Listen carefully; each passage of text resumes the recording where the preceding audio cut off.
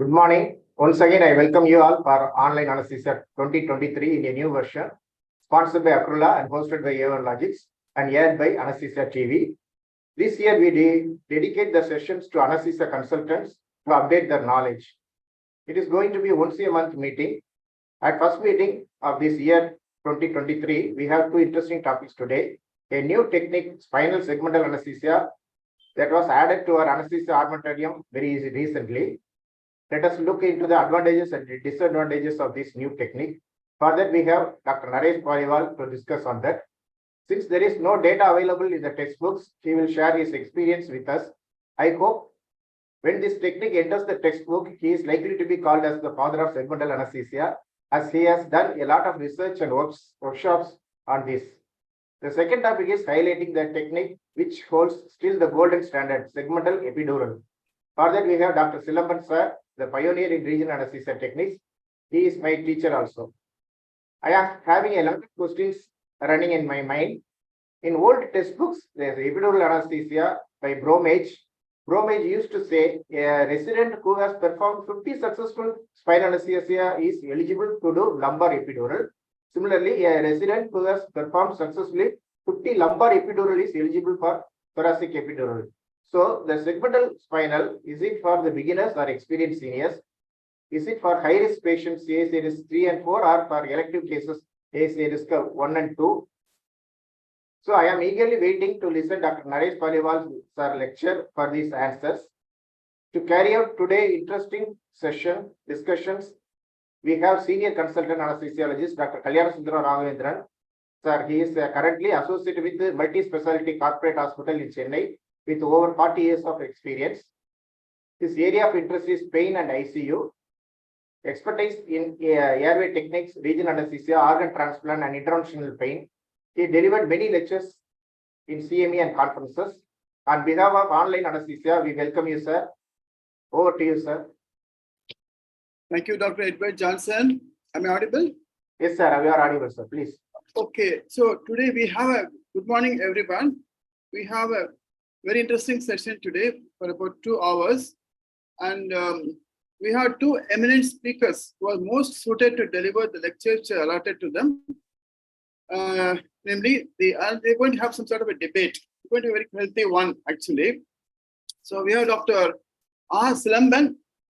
And let me have the privilege of introducing him as a chief anesthetist and intensivist at VHS Chennai. He is an alumni of Madras Medical College, Chennai.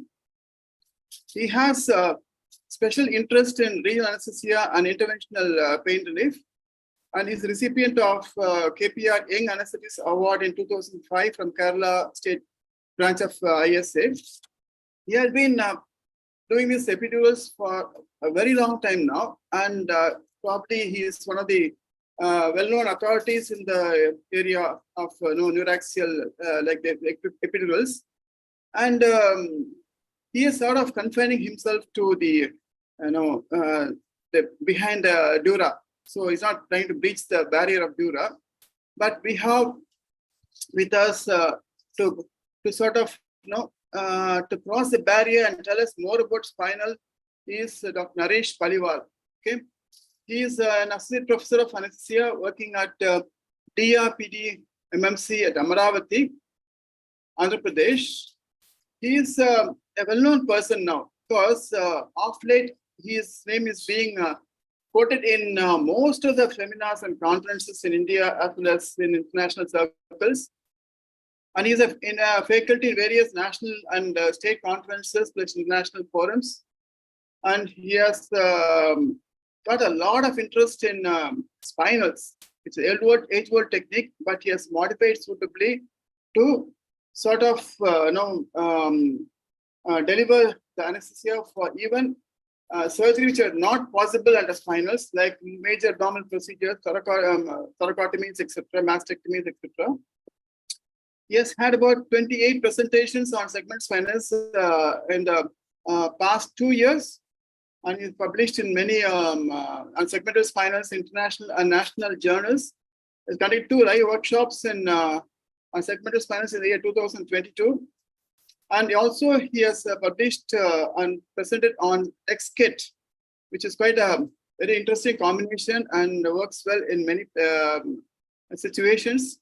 And he got a Best Paper Award for DexKit presentation in Ludwig's angina. So now we are going to start off the debate. Dr. SILAMBAN is going to tell us about epidurals first. He has been doing it since 2002, I heard. And practically, probably he has been doing it for most abdominal and maybe even thoracotomies and even neck op procedures also. So he is an expert in that area, and then we are very eagerly waiting for his lecture, and also like to know about the segmental spinals. So what exactly it involves is that you're able to control the spread of anesthetics by some special techniques, special agents, adjuvants, and also areas which are not probably, if not considered before, like thoracic level. So now let me just hand over to Dr. SILAMBAN first, who will start his lecture on segmental epidurals. Over to Dr. SILAMBAN. Good morning, everybody. I think I'm audible. Yes, you are. Good morning to Dr. NARESH, PALIWAL, Dr. Edward, Dr. RAGHAVENDRAN, and all the other people who are in the link now. I think we'll start with segmental epidurals. We'll start with the basic of lumbar and we'll move on to the cervical epidural. Let's see how each technique is being performed and how you decide on the volume for each segment and how you go about the procedure.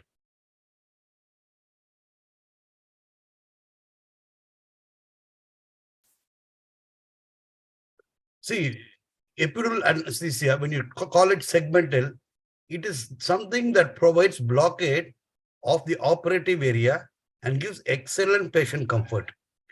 General epidural anesthesia is something different. Segmental anesthesia is a little different from that. Earlier, when I was a postgraduate, when we used to give epidural anesthesia, even you let it be abdominal surgeries, we are always entering at L3, L4, L2, L3, pushing the catheter up by 10, 12 centimeters, or pushing the catheter only by 5 centimeters and giving about 20 to 22 ml of local anesthetic and doing the procedure. That is how I was doing it when I was a PG. After finishing my post-graduation joining, something said that something different must be done. So much of volume you give, hemodynamic imbalance still exists in high-risk patients. For example, a block arises from T4 till your tip of the toe. Then what is the hypotension that goes on and things like that. So that's what made me think about the segmental epidural. See, what are the advantages a segmental epidural has over GA? There's a decrease in improper blood loss. Because we give good postoperative pain relief, there's a decrease in postoperative catabolism in the patient. And suppose when you have levels of up to T4, the stress response to surgery is reduced. Because of early ambulation is possible, because of reduced postoperative pain relief we give through the epidural, there's a decrease in incidence of thromboembolism. There's no polypharmacy. So there's a decrease in PONV. Certainly, there's going to be an improvement in perioperative pulmonary function, especially in abdominal surgeries. There's avoidance of polypharmacy, airway manipulations, all those things are avoided. And it's a very reliable technique in patients who are contraindicated for general anesthesia also. So, okay, this is why I was talking about the advantages of epidural or GA. Now, epidural over advantage of segmental epidural over non-segmental epidural. There is better hemodynamic stability because only the operative areas are blocked. Other areas are not blocked. So naturally, the vasodilatation is limited to that area only.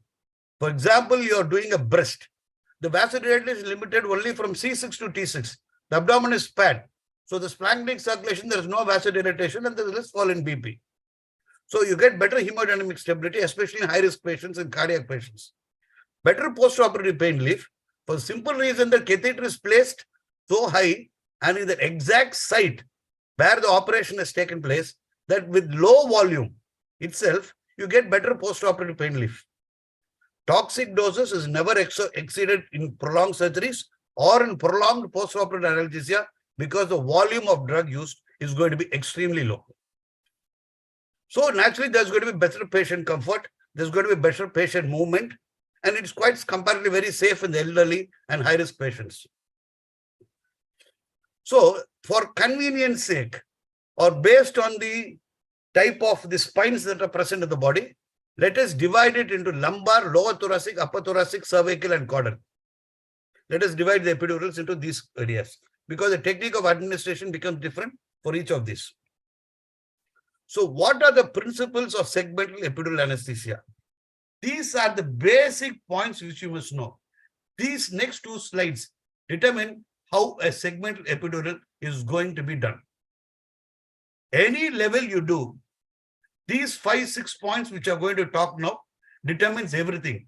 My further talk is going to be only examples of what is being done at various levels. So this I want everybody to attach a lot of importance on what forms the basis of principles of segmental epidural. See, the important points you must notice. Whenever you call something as a segment, I repeat, whenever you call something as a segment, there must be an upper level and there must be a lower level. So suppose you're talking about a gastrectomy, the upper level should be up to T4 and the lower level should be up to T12. The lumbars are spared. So that is what we call the upper level and the lower level. Next, so any surgery you decide for this surgery, what is going to be the upper level of anesthesia required and what is going to be the lower level till which it is required.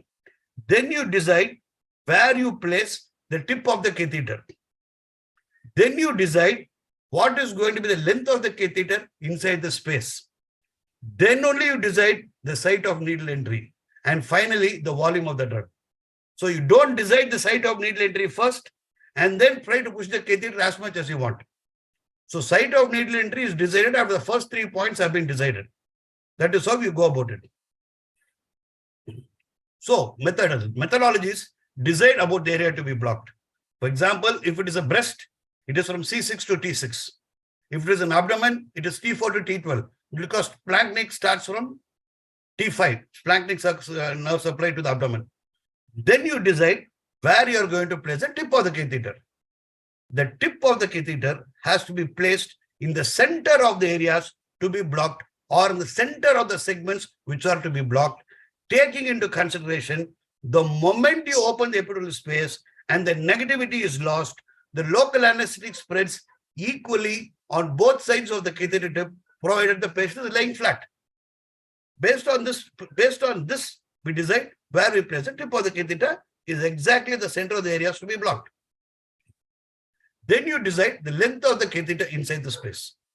The length of the catheter should not be less than 3 centimeters and should not be more than 5 centimeters. If you're going to push the catheter too much, then what happens? The catheter coils inside, it kinks, it knots, it doubles up and comes down back to your needle site, and it can also pass into the intervertebral foramen. If these things happen, then the volume of drug which you're going to give is not going to be sufficient. So the upper level may not be reached at all.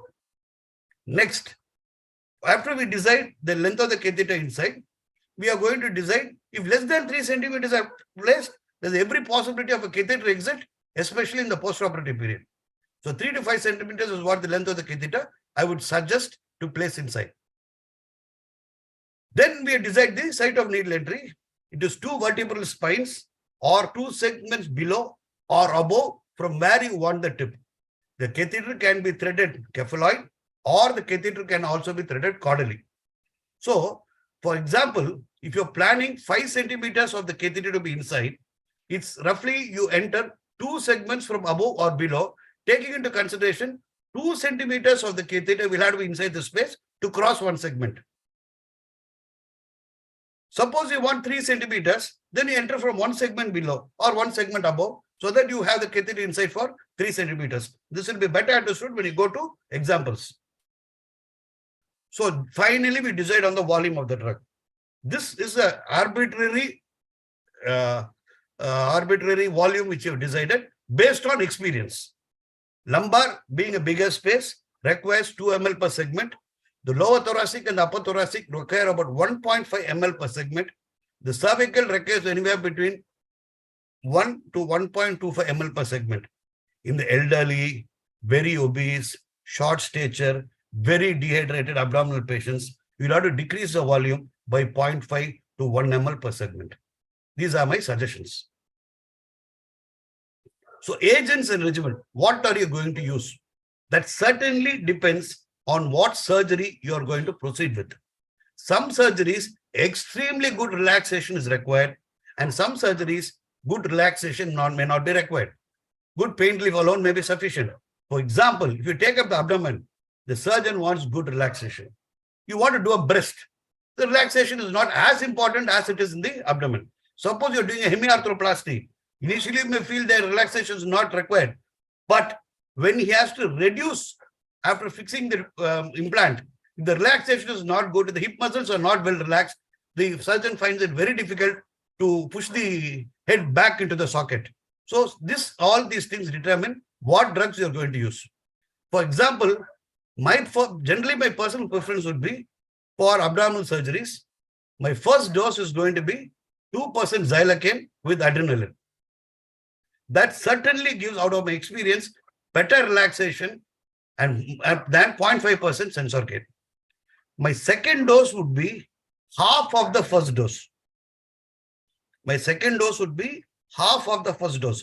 For example, my first dose is 10 ml. My second dose is going to be 5 ml. The third and subsequent doses, for about another 2 doses, you can continue with xylocaine or you can shift to bupivacaine, because once the sodium channels are open, after that, even if you give bupivacaine, the good relaxation that xylocaine helps you achieve continues. The volume for the third and subsequent doses, I use 1/3 of the first dose to a minimum of 4 to 5 ml. This is my agent and regimen choice. Fine. Now, let us, after finishing all that, we have now understood how to go about a proceed on a segmental epidural. Now, the segmental epidural, when it happens in lumbar, it is going to be very easy. But as you go up the spine, you will have to note the angulation of the thoracic spines and the lumbar spines and the cervical spines, which is going to make your technique very difficult. The angulation of the vertebral spine is very important in performing the epidural blockade. As you can see in the lumbar side, the spines are at 90 degrees to each other. So if you just go between the two spines, you're likely to reach the epidural space. Whereas when you go to the lower thoracic, say from T7 to T11, they are at about 70 degrees angulation. So if your needle is not angulated to the angulation of the spine, you may have difficulty in reaching the epidural space. And one of the most difficult epidurals to perform is the upper thoracic epidural, right from say about T3 to T6, where they are at 30 to 40 degrees angulation, and to angulate a needle at that level, and the deepest epidural space is seen only at the upper thoracic level. So for the same patient, if you reach the lumbar at 4, only at 6.5, you lose it at the upper thoracic level because of the steep angulation involved. So basically things that are suppressed by the needle, skin, subcutaneous tissue, basic things.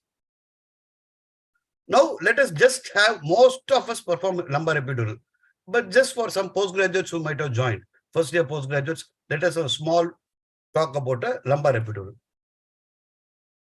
What surgeries can you do? Hernia raphes, all lower limb orthopedic procedures. And I think I should tell you one thing. Abdominal surgeries should not be done with lumbar epidurals. To reach such high level of anesthesia up to T4, you don't push your needle at L3, L4 and push the catheter. So I don't prefer doing abdominal surgeries with lumbar epidurals. Say example, let us take a simple basic inguinal hernia where there is not much of abdominal contents which have come out. The segments to be blocked according to the innervation as shown by the yellow coloring and also by the side diagram here is T10 to L2. So this is what we are going to. So first we have decided what is the area of anesthesia we are going to give.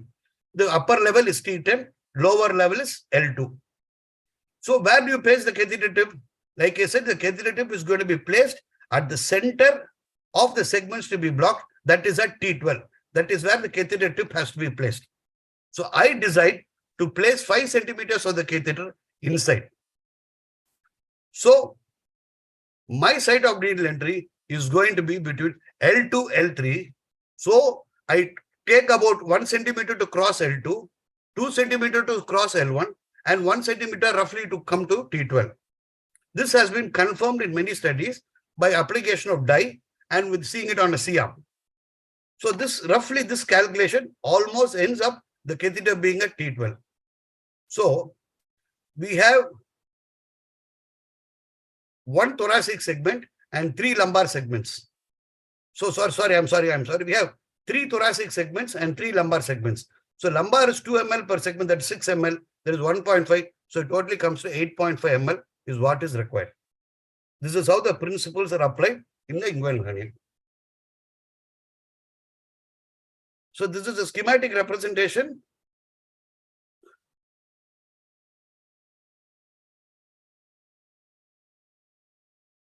This is very common lumbar, which even the first year postgraduates are doing. So I thought we'll skip this video and go to higher levels. At this point of time, I would also like to tell the usefulness of caudally pushing the catheter downwards. Caudally pushing the catheter downwards is a very useful aspect, especially when you're doing tibial surgeries and surgeries with the foot and diabetic foot surgeries and all those things. It's very, very useful. You thread the catheter caudally. The advantage is when you go caudally, most of the below the knee is all by the sacral segments. So you block only the sacral segments. Even if the patient's ejection fraction is 20%, 22%, you're just not bothered because most of the sympathetics are not from the sacral region. They're all higher up. So vasodilatation is going to be minimal. And the only problem would be one portion or one piece of the foot and the leg is supplied by the saphenous nerve. That can be blocked by raising a wheel with the local anesthetic at the medial side of the tubal tuberosity. So you reverse the catheter, give a wheel of local anesthetic, medial tuberosity, below knee is anesthetized without hypotension. So this is how. For example, even we want to do a dynamic hip screw fixation, which is not done nowadays. Nowadays they do PFNs now. This is how you go about it. So you decide what segments to block, T12 to L4. So catheter tip is the center at L2. So your catheter placed inside is 5 centimeters. So needle entry is 11, T11, T12. You push it inside. Push it downwards. And at 9.5 ml per hour, things are over. Invariably, if it's an old person, like I said, you reduce volume, even 6 ml would be sufficient, where minimal hypotension is achieved.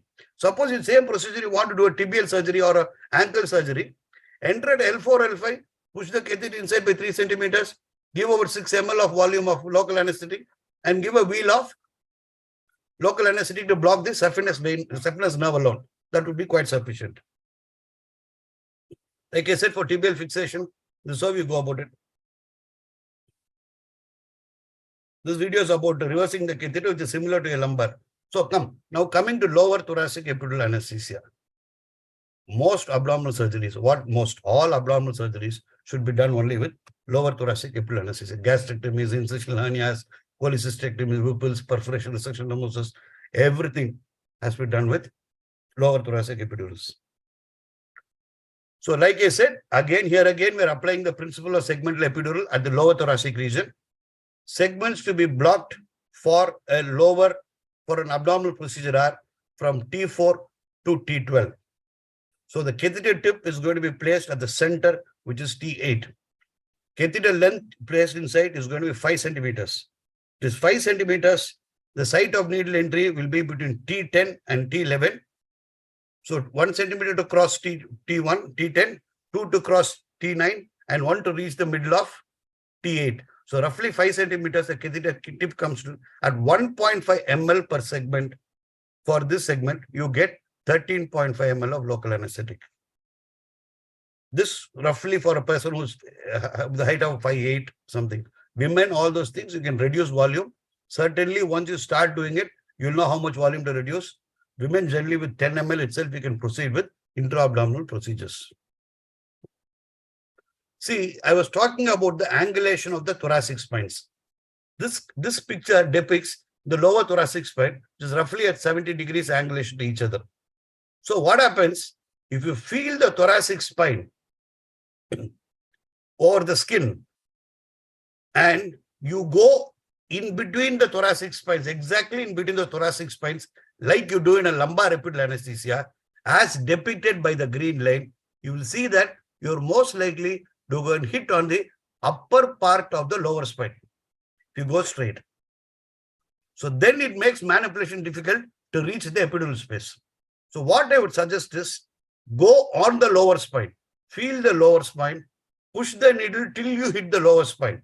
Once you hit the lower spine, pull it by 1 centimeter and then increase the angulation to about 70 degrees as depicted by the red line. So you will go exactly in between the center of the two spines.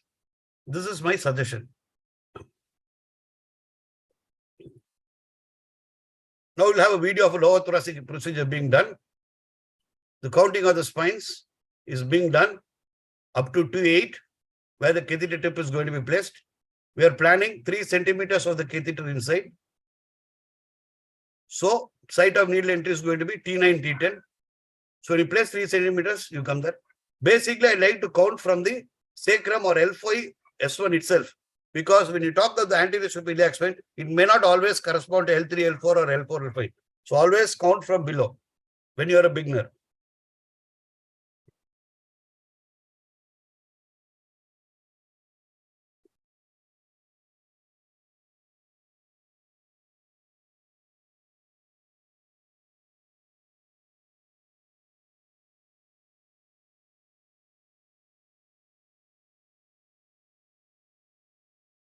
So that is the space which you are going to enter the needle, and see what I depicted in the previous line diagram.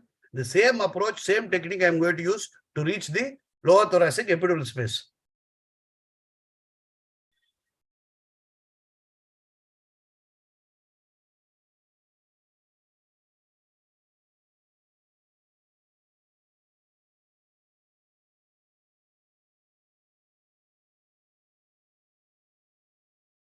Needle entry.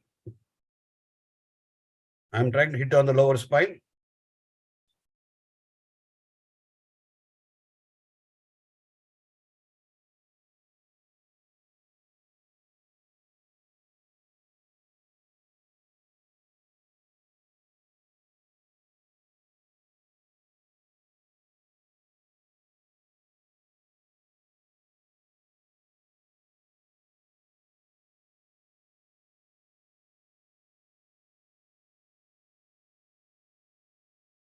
See, kindly appreciate the angulation, the 70-degree angulation which I am moving.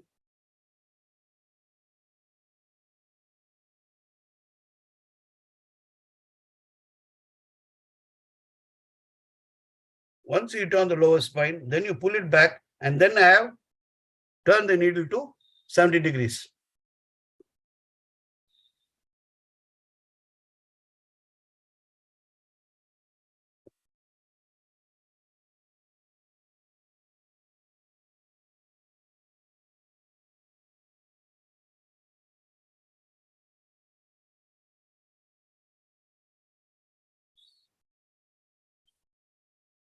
Also, threading the catheter, try to hold the catheter very close to the needle and push it, because the pressure generated by fingers then reaches the catheter tip more easily. Hold it close to the needle. Don't hold it far away. Like I said, we want 3 centimeters of the catheter to be inside the space as per the principles of segmental epidural.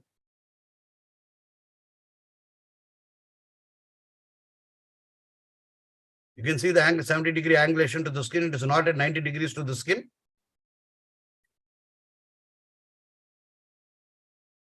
This is at the lower thoracic level.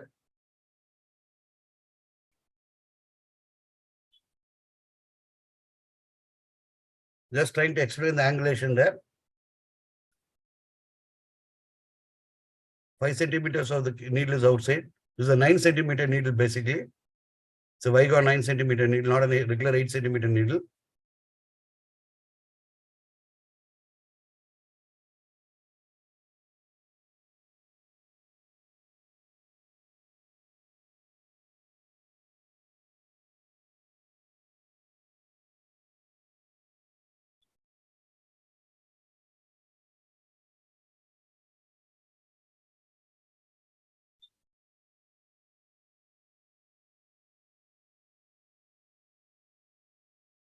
See, exactly as per the by principles of segmental epidural, I place the catheter And see how I fix the catheter. I don't fix the catheter pushing it outwards. Because once you keep a sandbag, the sandbag pressure applies here and the catheter gets invariably blocked. So I try to take the catheter out in its natural direction. I just take it out in its natural direction. I roll it at that angle. Rather than fold the catheter and roll, I roll it this way.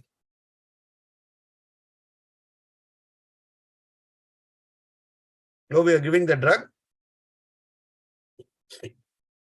Checking is being done. So there is some pain at T4, but it settled after another 2 minutes. That is at T12. And see, only T12 is blocked. After that, the patient is able to move his legs. There is no motor blockade of the lower limbs. And that is a relaxation during surgery. Excellent relaxation achieved with the drug regimen I spoke before. And after the end of surgery, lasting about 2.5 hours, a huge mesenteric cyst. You can see the patient still moving his lower limb. That means his lower limbs were never, ever, see that? Anesthetized. The anesthesia remained from T4 to T12. There was an upper level and there was a lower level. Below that, it did not happen. We almost gave about 3 doses of local anesthetic top-ups. Still, the anesthesia remained at T12 itself. So, same principles with the upper thoracic epidurals. See, these epidurals have been classified only according to the angulation of the spine, nothing more. All breast surgery, simple mastectomies, modified radical mastectomies, reduction mammoplasty, CABG, beating heart, fracture pain for the upper ribs, all upper thoracic epidural what have to be used. The same principles, just to reiterate and make sure that this principle of segmental epidural get into our minds.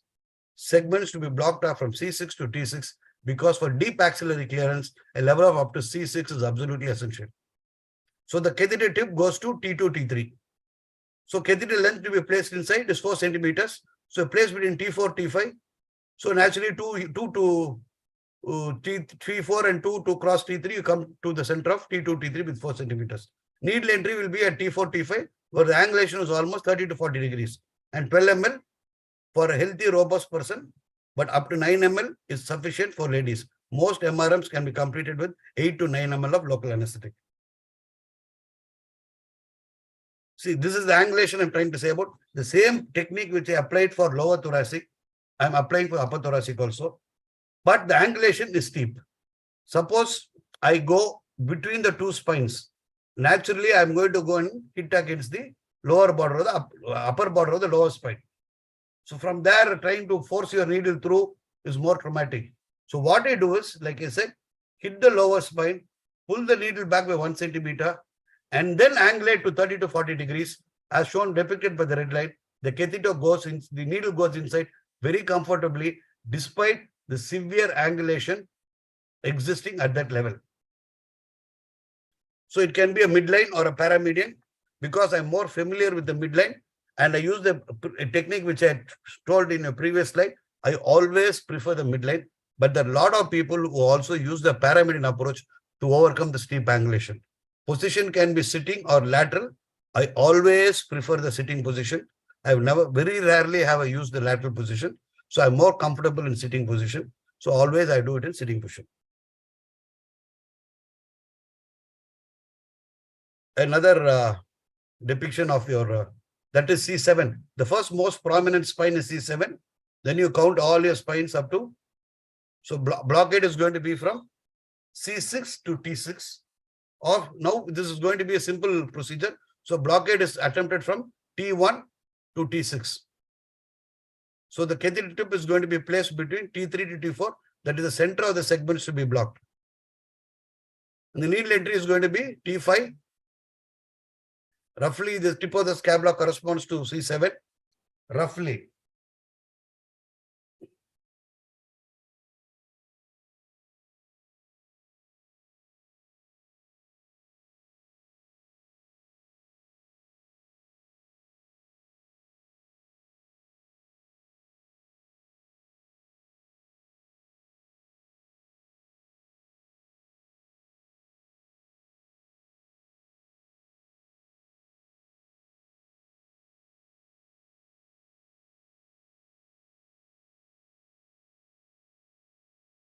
Filling for the upper spine and filling for the lower spine.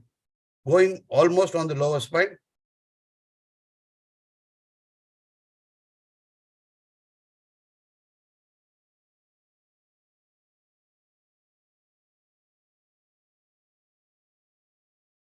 The upper thoracic is almost deeper when compared to your lower thoracic and lumbar.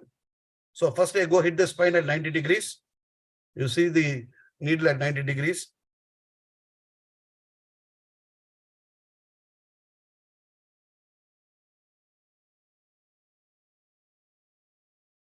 Now I turn the needle and bring it to that 30 to 40 degree angulation and move forward.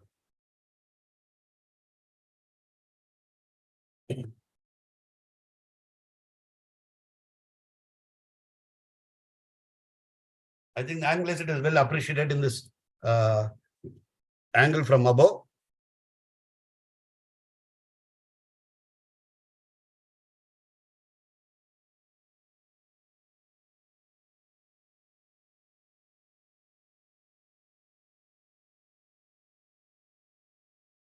Despite being a very thin patient, the needle has already gone inside for 5 centimeters. Extremely thin patient, this patient was. This patient, if I do a lower thoracic epidural, probably by 3 centimeters, I'd be able to reach the epidural space. 4.5 centimeters is outside, 4.5 is inside. Because this is a 9 centimeter needle. So the angulation now, angulation of the needle to the related to the patient's back.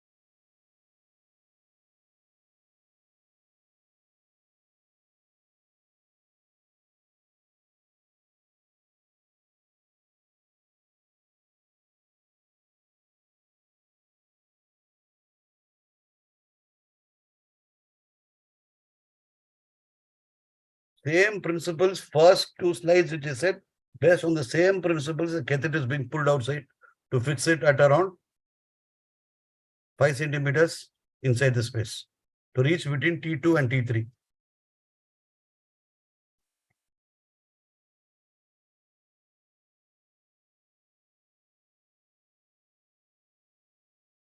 Yes.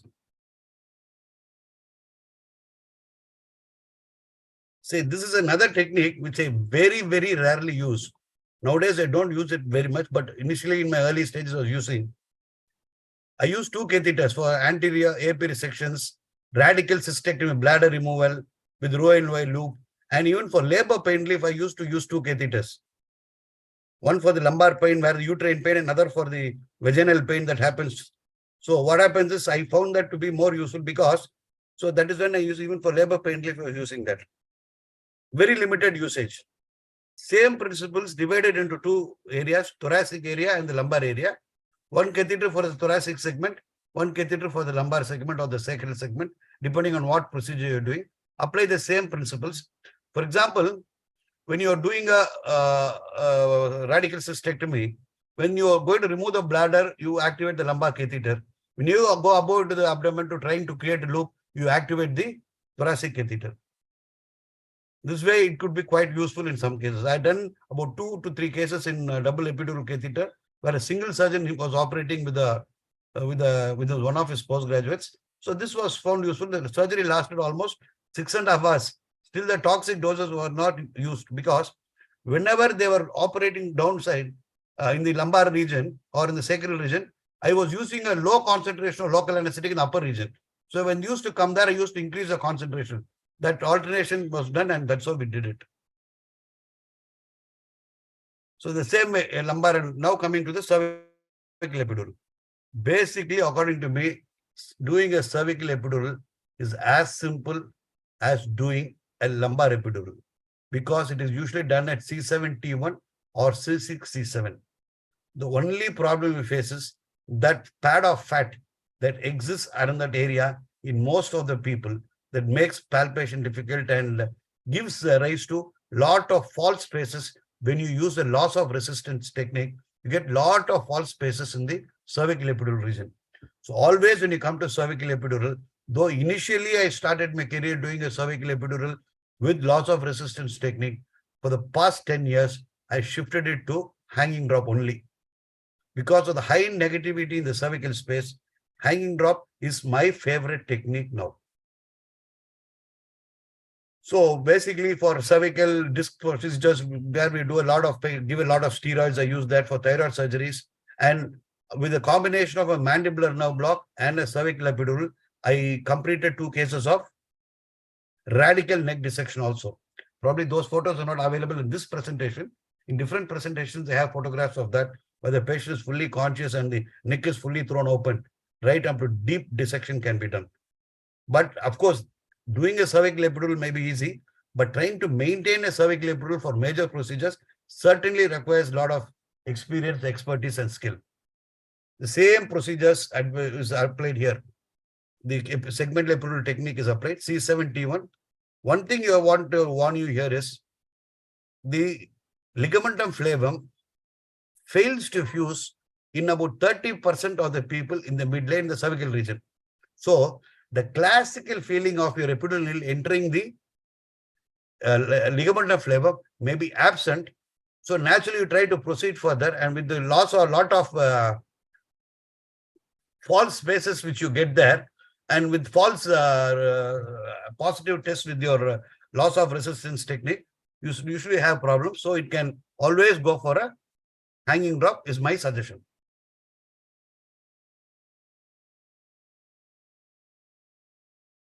That is C71 mark there.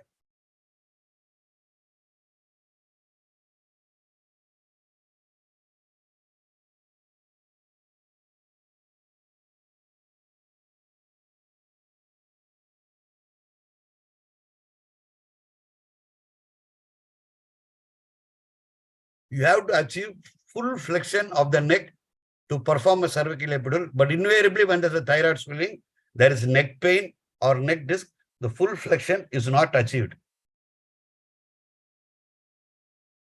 So here we are not able to get full flexion in this patient.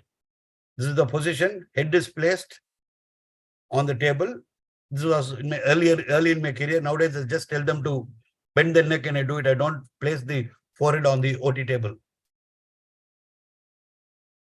I think the video is not running.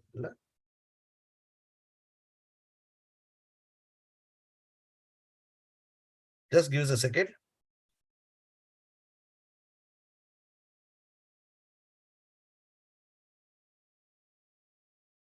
Yes.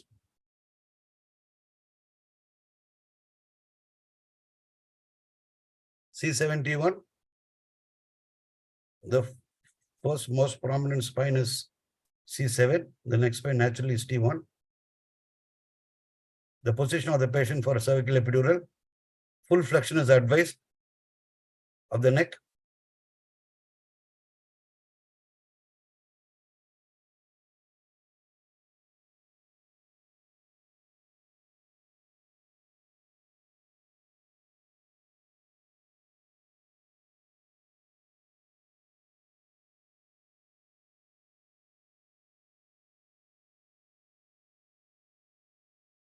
The video is not moving after this. I think Dr. Edward will skip this video. It's only going on for about 5-10 seconds. After that, it is not coming. Huh? Okay. See, I think again it's come. Just on this. Check panna.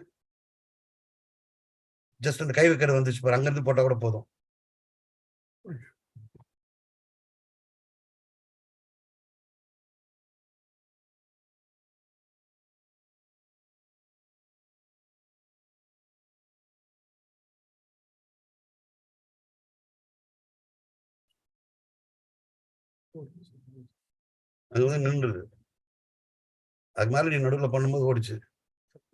Okay, not we are unable to play the video, so we'll skip it. And if possible, I have another presentation. I'll just give the video clip anywhere in between if you allow me to do it, permit me somewhere. Huh? So coming to the surprising pulse, you see L3, L4 space is very rarely used in segmental epidural anesthesia. It is invariably higher. Lumbar epidural should not be used for abdominal surgeries.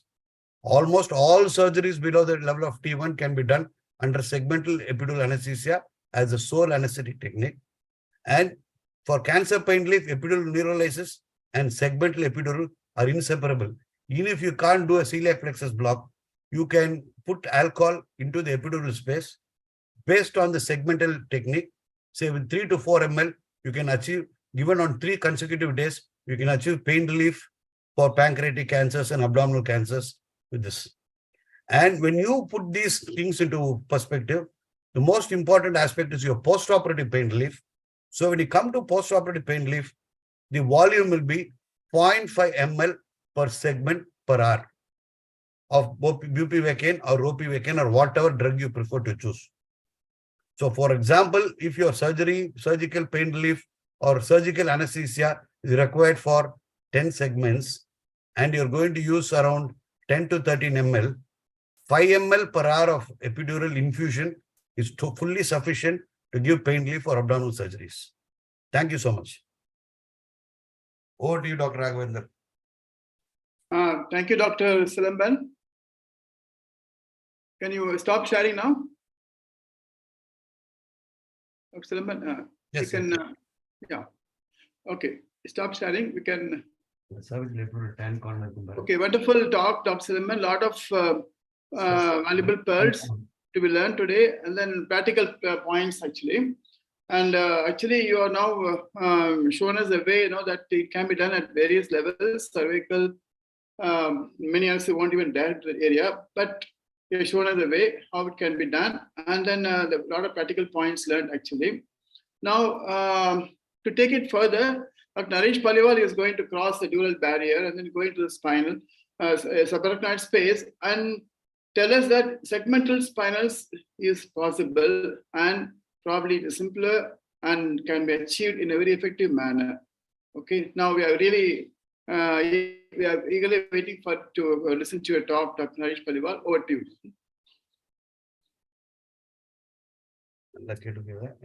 Hello, am I audible? Yes, sir, you're audible. Just a minute, I'll start sharing my screen.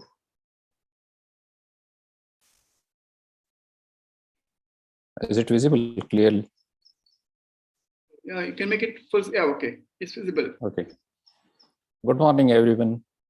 At the outset, let me thank Dr. Edward Johnson and the team Online Anesthesia for providing me this opportunity.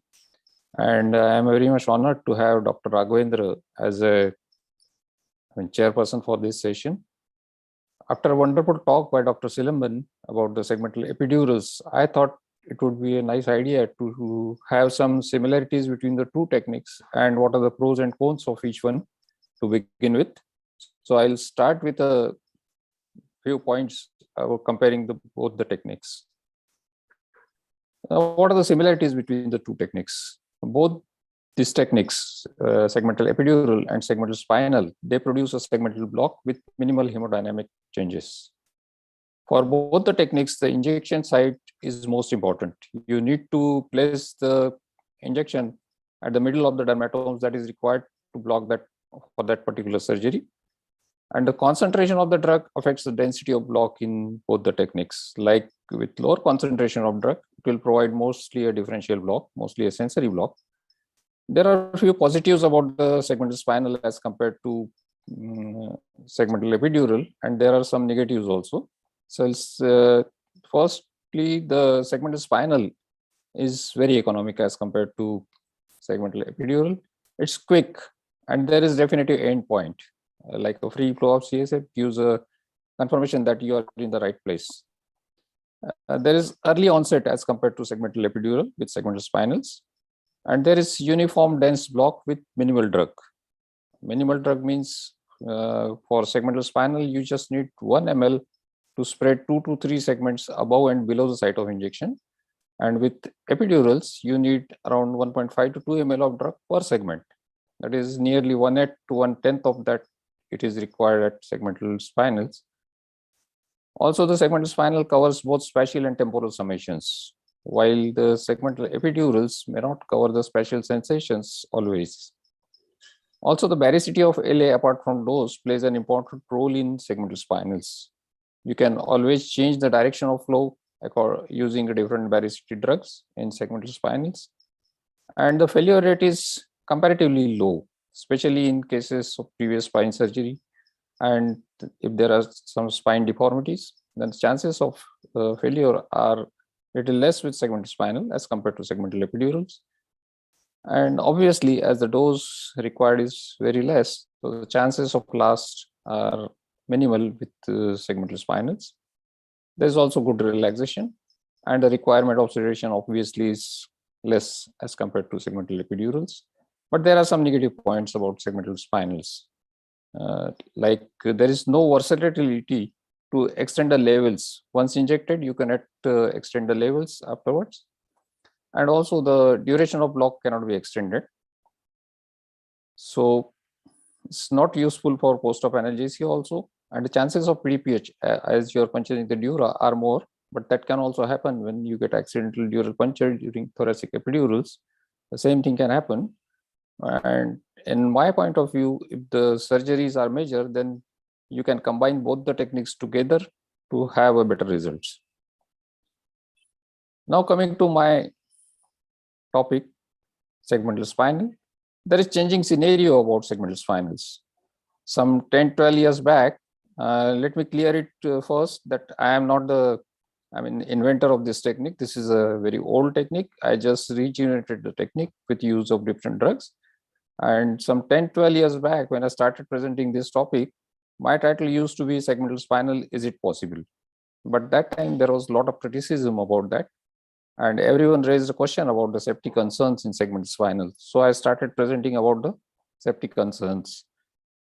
And during this COVID pandemic, when everyone wanted to avoid general anesthesia, so many people, they started trying this technique and they found that it is very useful.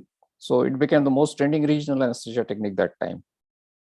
Recently, there was an article in British Journal of Anesthesia in April 2022, I think, about the defining the role of segmental spinal in 21st century. This was the article, and the conclusion they provided, I'll just read out. Despite the absence of larger trials, there is evidence from the small cohort studies and multiple case reports that TSA may be considered a safe, feasible, effective alternative anesthetic technique and may be used in patients where other anesthetic techniques pose a high risk. This was the conclusion. Now, what is segmental spinal? The term is often used synonymously with the thoracic spinal, but even a low dose is used at a higher lumbar levels can produce a segmental effect. So the ideal definition should be blocking of the required dermatomes, essential for the proposed surgical procedure with very low dose injected near the targeted nerve roots.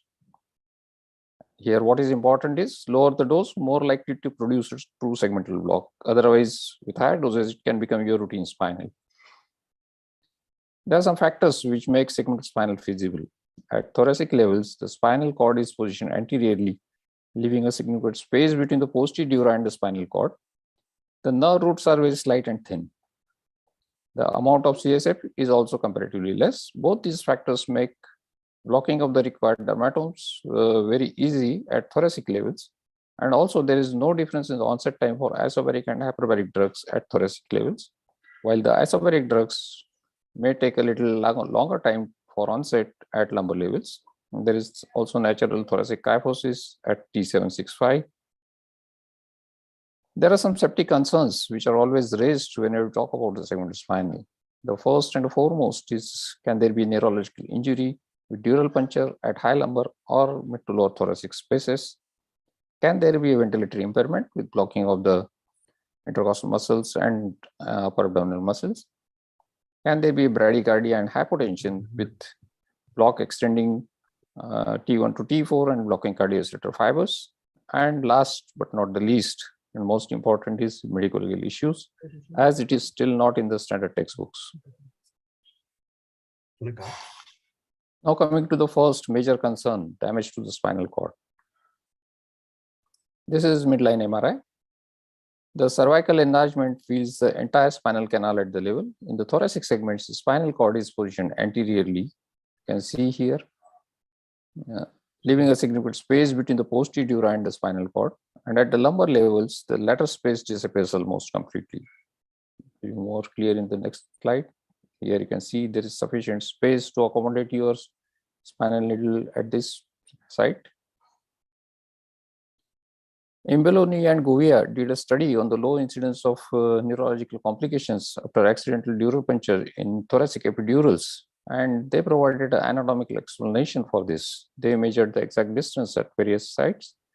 At T2, they found the distance to be 5.19 millimeters. At T5, it was 7.75 millimeters, and at T10, it was 5.88 millimeters. Also, Lee did study of anatomy of the thoracic canal in different positions like supine, lateral, and sitting positions. And they found that the distance was more in all positions at mid-thoracic levels, but more so in the lateral and most in the sitting positions. This is the position which most of us acquire for giving spinal anesthesia. You can see here the distance is almost 5.95 millimeters at T6 levels in sitting positions. The spinal cord sits ventral in the apex of the thoracic curve, and more so when the neck is flexed and the patient is bent forward. You can see left-hand side figure shows the distance between the anterior dura and the spinal cord. The right-hand side figure shows the distance between the posterior dura and the spinal cord. There is sufficient distance. Here again the lateral view of the MRI. Because of the angulation which is required to perform spinal at mid-thoracic levels, you may need an angle of around 45 degrees. At mid-thoracic levels, distance between posterior dura and the spinal cord is further increased. You can see here, the distance is almost 8 millimeters as compared to 4.5 millimeters at low thoracic levels. There are some additional points for in safety of segmental spinals. There are many studies about low incidence of neurological injuries during accidental dural punctures in thoracic epidurals. There are n number of studies about this. And also, many anesthesiologists use high lumbar or thoracic spaces, especially in obese and parturient patients. They use these spaces inadvertently. What that means is they are already giving this thoracic spinals unknowingly. Only in one study, only 29% of the people were found to be correctly identifying the required intervertebral space for giving spinal. Also, the intercrestial line always does not correspond with your L4 landmark.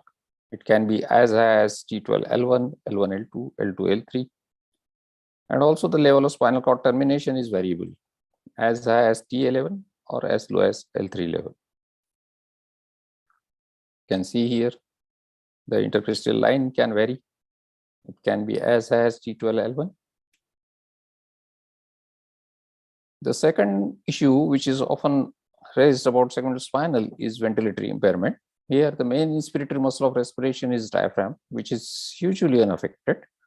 Expiration at rest is a passive process, but the forceful expiration and coughing may get affected because of paralysis of anterior abdominal wall muscles. But because of the low doses of drugs used, there's a preferential selective block that preserves the coughing ability, minimal motor weakness. About the bradycardia and hypotension, the heart rate may decrease, the block extends T1 to T4, but because of the lumbosacral sparing and less venodilatation in the lower limbs, the right atrial filling is maintained, and that sustains the outflow from intrinsic chronotropic receptors, maintaining the heart rate. The negative Bembridge reflex is not initiated. Less hypotension obviously is due to the low drugs used and less sympathetic blockade. About the medical issues and litigations, now there is enough evidence for cases where it is most indicated. There are n number of studies right now, and you can always defend this when it is most indicated. Most cases of litigation are against regional anesthesia, but still the thoracic epidural is being performed day in and day out, even by the trainees. If that can be explained, then the accidental dural puncture or intentional dural puncture in thoracic epidurals can be defended. Proper explanation and consent is must, but till the time it appears in the standard textbooks, we can keep our fingers crossed. Feasibility of segmental spinal and indications. There are 4 aspects of feasibility: technical, economic, legal, and operational. Technically, it's not very difficult and different from your routine spinal. Those who are accustomed to doing a thoracic epidurals, they will not find it very difficult. Even those who are doing lumbar spinals routinely, just a change of angulation and with precaution, they can do it easily. Economic, it's very, very economic as compared to other techniques. Legal, still a question mark, but can be defended with strong indications. Operational, it can be operational at any setup, right from low resource setup to high and corporate setups. About the indications, all the intra-abdominal surgeries, all, be it open, laparoscopic, major, minor, upper, lower, they all can be done under a segmental spinal. Breast and superficial thoracic surgeries, and also some awake thoracoscopic surgeries like bullectomy, thymectomy, lung volume reductions, they all can be done under segmental spinal. Even some prone and lateral position spine and musculoskeletal surgeries, they are also possible. What are the advantages of routine spinal or at times over general anesthesia?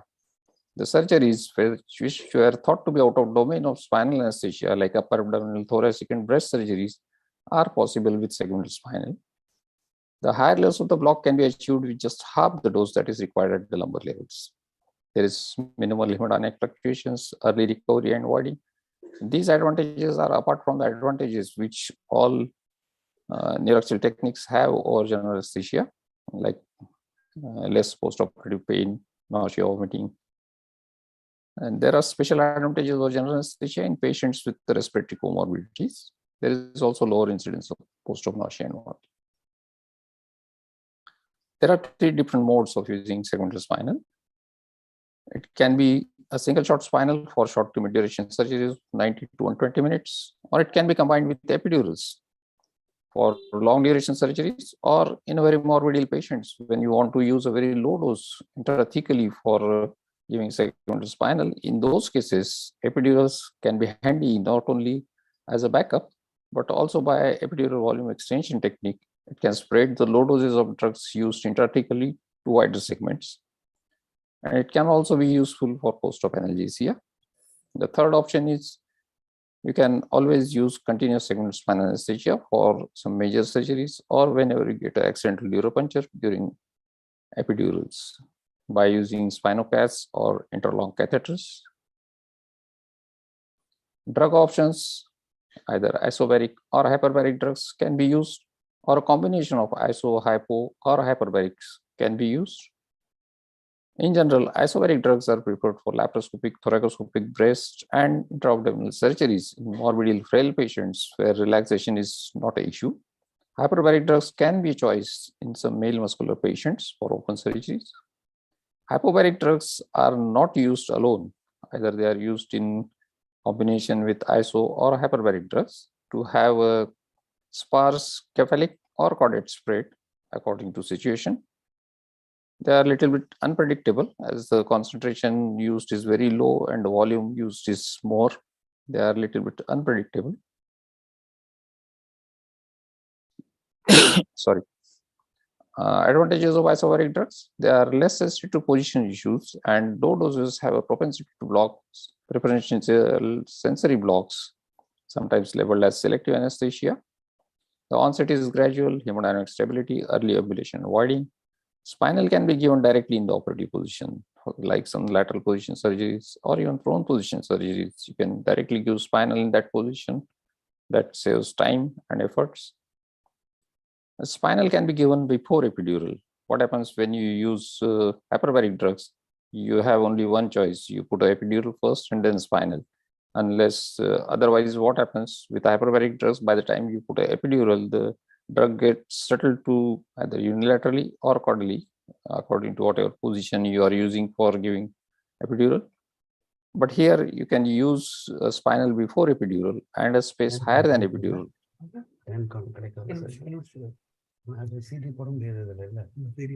Disadvantages of isobaric drugs: levels of block. There is some disturbance actually. Please unmute yourself. Mute yourself.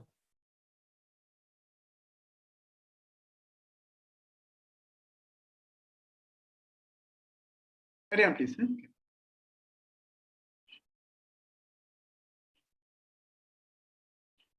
Shilpa, unmute Naresh, sir. Shilpa. So Naresh, sir, unmute yourself. Okay.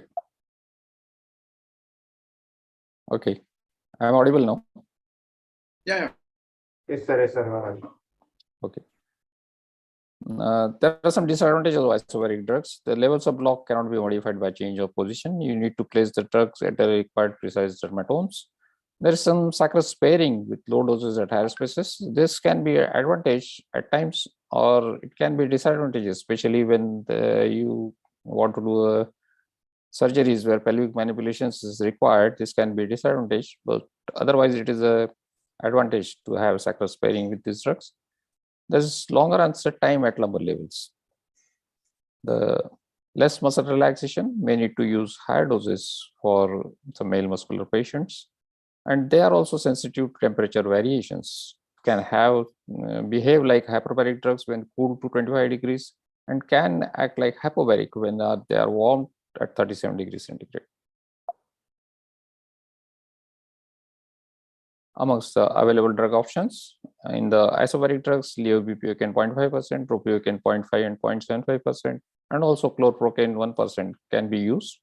In hyperbaric drugs, till now we had only bupropion 0.5% heavy, but now levobupropion 0.5% and propiocan 0.75% heavy are also available, and they all can be used. There are many additives which many people are using, but the preferred ones which will not lead to post-op nausea, vomiting, and early recovery are fentanyl, dexamethasone 2 to 10 micrograms. Dexamethasone can prolong the duration in a dose-dependent manner. Ketamine has a propensity to block sensory nerves in preference. Shorten the motor block time. They will increase the duration of sensory block. Clonidine can also be used in low doses. Now, this is important, how to decide the dose and the site of injection, like Dr. Silaman said. And this also applies to segmental spinals also. Here, 1 ml of the isobaric drug spreads 2 to 3 segments above and below the site of injection. And accordingly, you can calculate the doses required for each surgery according to the dermatomes you need to block. But in general, for all abdominal surgeries, you can take it as a gross statement that 2 to 2.5 ml of the drug blocks segments from T2 to L5S1 with spinal at T10. You can do all intra-abdominal surgeries of short to mid duration with this much of dose. A 10 thoracic space lying in the center of the surgical field for upper abdominal surgeries. Dose of local anesthetic, additive, and the site of injection can be varied according to need. You can vary everything according to your need. For breast and superficial thoracic surgeries, spinal needs to be given at mid-thoracic levels. Preferred one is isobaric 1.2 to 1.5 ml maximum with some additives. It can provide a duration up to 60 to 90 minutes and little more, around 2 hours, if dexamethasone is used as additive with this much dose. You can always combine this with epidurals or some interfacial plain blocks for longer duration surgeries. These are the different levels required, as already mentioned by Dr. Suleiman about the breast surgeries. I'll just go through it. And epidural scoring scale for arm movements, which is used to measure the motor blockade during thoracic epidurals, can very well be used to assess the motor blockade during segmental spinals. There are 4 grades: hand grip C8, T1, wrist flexion C7, C8, elbow flexion C5, C6. Position of the patient hardly matters when you use isobaric drugs, unless you are using 2-drug technique where you need to use sitting position only. Plain levobupropion 0.5% is slightly hypobaric with a specific gravity of 0.990. It is on the verge of being hypobaric, and higher levels of block may be achieved if you keep the patient sitting for some time. Using 2-drug technique, I already mentioned, sitting position is mandatory. Type of the spinal needle combined with epidurals. If you are combining with epidurals, CSC kit is the safest and easiest option. You can look at the epidural space with the epidural needle and in introduce your spinal needle. That adds to the safety and efficacy of your technique. Either Quincke or pencil point needles can be used, but with pencil point needles, the chances of paresthesia are more, as the fluid exit side hole is around 1.7 millimeters from the tip. You need to enter around 2 millimeters more in the intrathecal space with pencil point needles, and the chances of paresthesia are more. These are the landmarks as already demonstrated by Dr. SILAMBAN, but you can take the advantage of ultrasound. If you have an ultrasound machine, you can count upwards from L5S1 in the parasagittal oblique view. You can identify the 12th rib and count upwards, or identify the first rib and count downwards to locate the required spaces. There are some anatomical hurdles for thoracic spinal. The spinous process are sharply angled at T4 to T9. There's very narrow interlaminar spaces at these spaces. These are at times difficult with midline approach, so a paramedian or a paraspinous approach can be used. For paramedian approach, thoracic spinal, you need to be around 1 centimeter away from the spinous process, and then an angulation of 15 to 20 degrees medially and around 45 degrees scaphoid angulation. You hit the lamina first, and then you can change the direction bit by bit to enter the interlaminar space. And the other approach is paraspinous approach. Slide alongside the spinous process, contact the laminae, angle scaphoid to slip into the interlaminar space. I'll show a short video about this to have a better idea about this paraspinous approach. This approach is many times we are using when we think that we are using a midline approach, but we are in the paraspinous approach.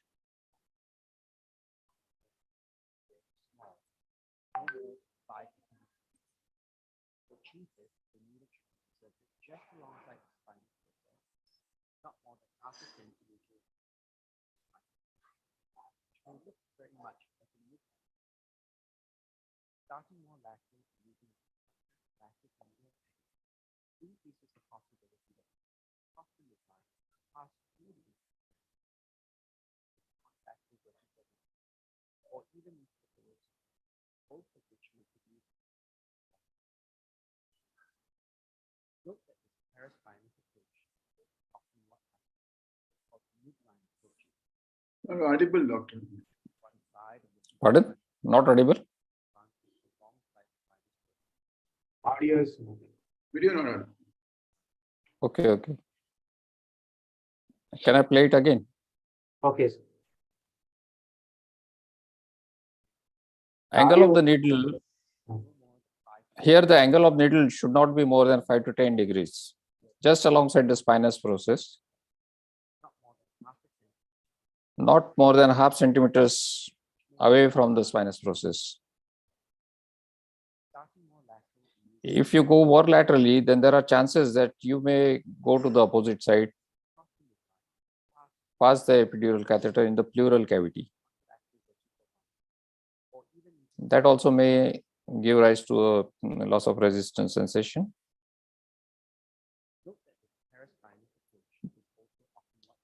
This I already told you that this is the approach. When you think that you are in the midline, often the needle slips to one side and you go via paraspinous approach.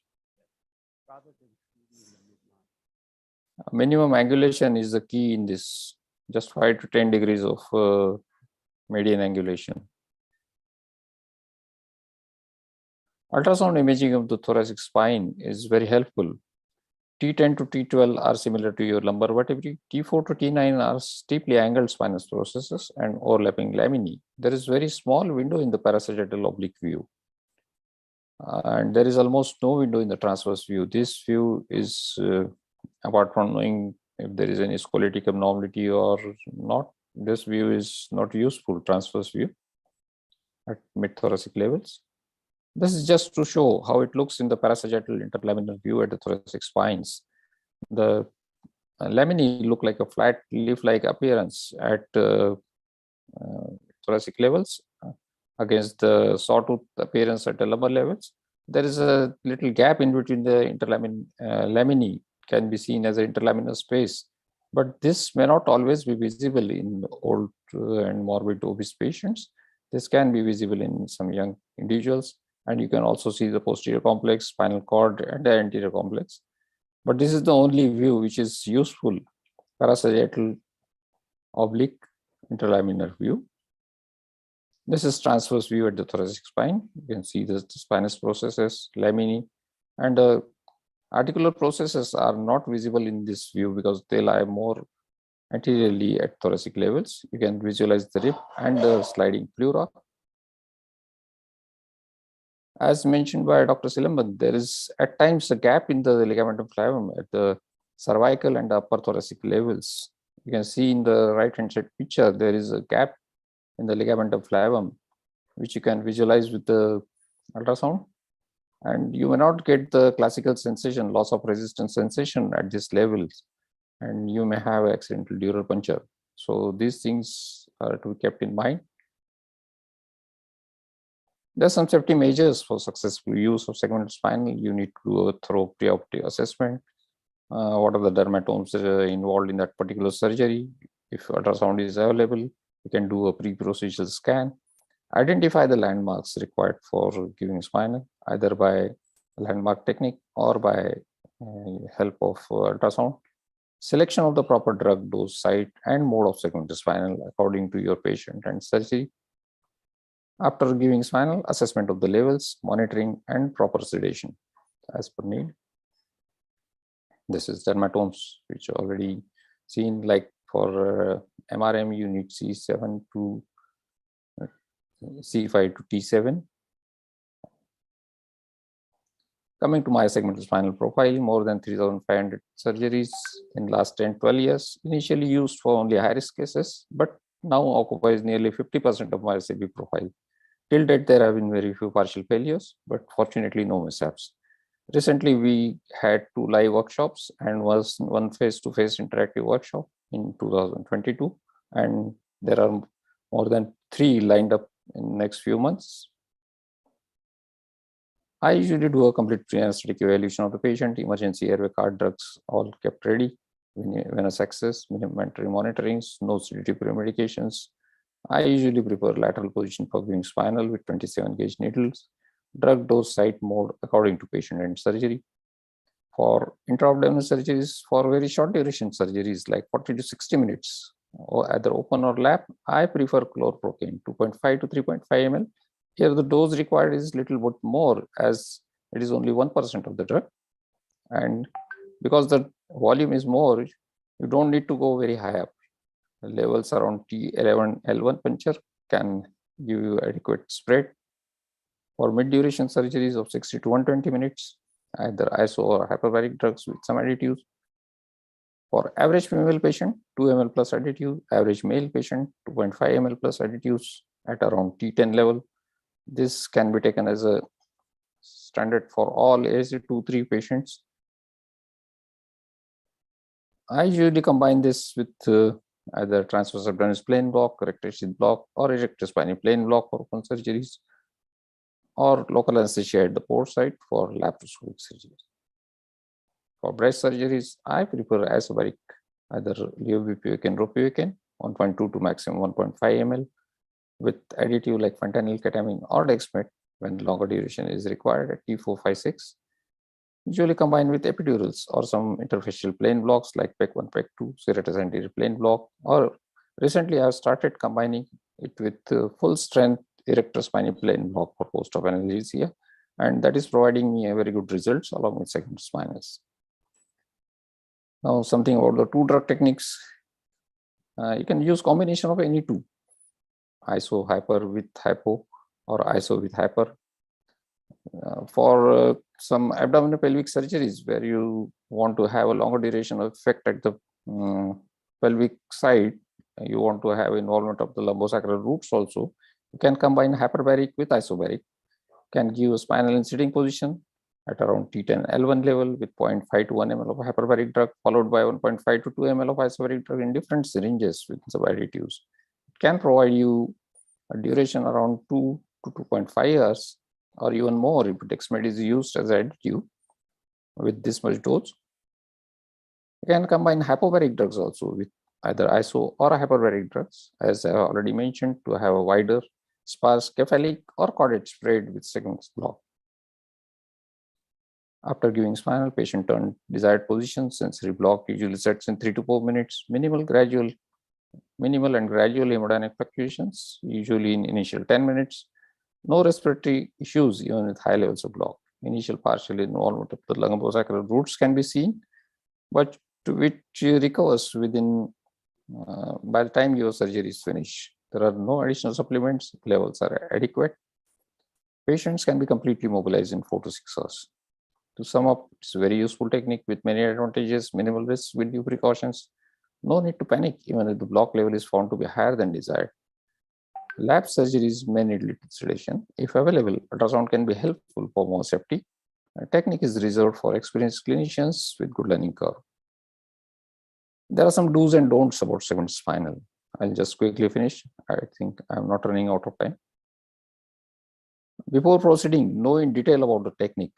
What are the various drugs that can be used? What are the different doses? What are the attitudes and the sites of injection that can be used for different procedures? You also need to know about your surgeon. If you are not used to doing or working with him, you should know how accustomed to your surgeon is doing it in especially regional anesthesia, especially the laparoscopic surgeries. How adaptable your surgeon is to the changed conditions that may provide with your neuraxial blocks.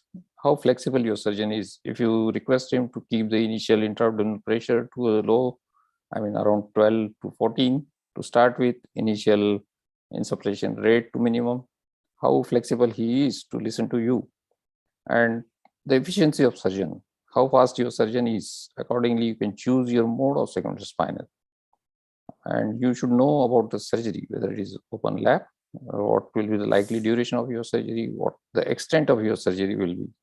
Suppose if the surgeon says it will be a just internal appendicectomy, and if you palpate the abdomen, you will find that there is guarding rigidity, and it's likely to be a perforated appendix. So you need to change your side dose accordingly, in presumption that it may be a ruptured appendix and may require a longer duration.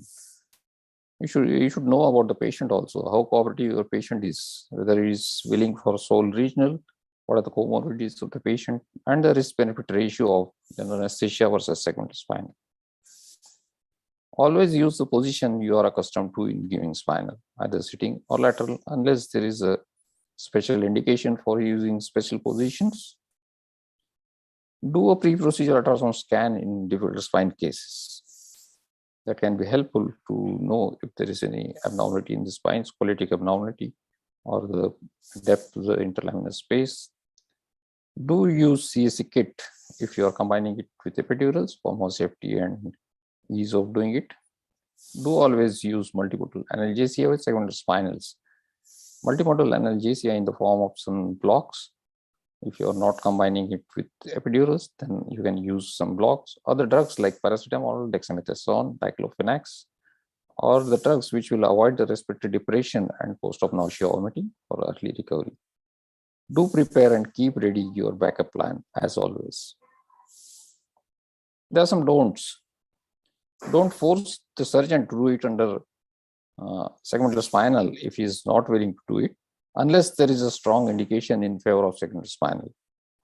Don't be rough and rusty. Advance gently, millimeter by millimeter. Always take your own time. There's no rush. You should go bit by bit, removing stellate after every loss of resistance. That will add to the more safety of this technique. Don't proceed if there is slightest of paresthesia. Withdraw the needle and change the direction. Don't use high doses of local anesthesia at mid or high thoracic spaces to avoid undue respiratory and cardiovascular fluctuations. Don't unnecessarily add too many additives together. If you are not accustomed to using these additives intrathecally, use the additives you are accustomed to, and don't unnecessarily add too many additives because someone is adding, and unless it is very essential, don't use too many additives together. Don't use excessive sedation with higher levels of block unless you are planning to secure the airway with either SCDs or endotracheal tube. Because what will happen if you use excessive sedations, that may change the breathing pattern and may disturb the surgeon, especially in laparoscopic surgeries. Don't panic with early hemodynamic and respiratory issues. They are usually minimal and gradual, easily managed. Don't hesitate to call for help or communicate in case of any doubts. I'll show some videos. This is at the lower thoracic. As I already said, lower thoracic levels are as easy as your lumbar spaces. There is not much of angulation. This is 27 gauge needle, probably for some umbilical hernia. Not much of angulation is required at lower thoracic spaces below T10.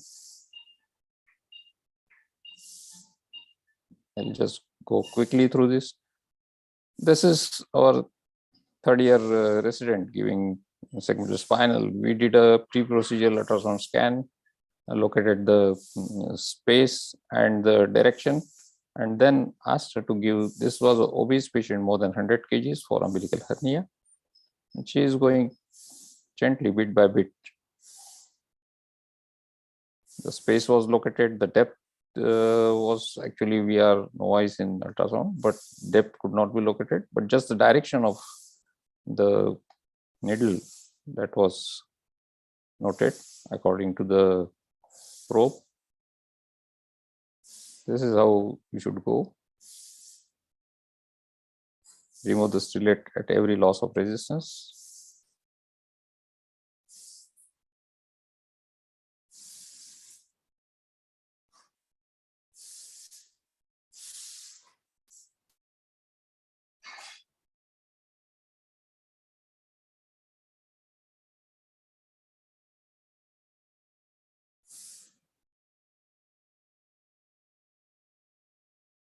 This was umbilical hernia in a very obese patient. This is laparoscopic cholecystectomy with ETCO2 monitoring. This patient had diabetes, hypertension, old, slightly obese patient.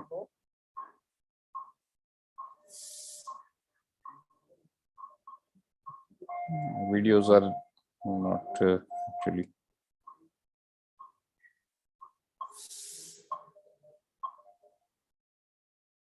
This is MRM with combined spinal and epidural, segmental spinal and epidural. Epidural was put at T4-5 and spinal was given at T5-6. This levels being tested. You can see the patient, how comfortable the patient is with even with such high levels of block. Just 1.2 ml of the drug. There was no sensation at C8, but her grip strength was good, indicating only a sensory block. This is MRM being done.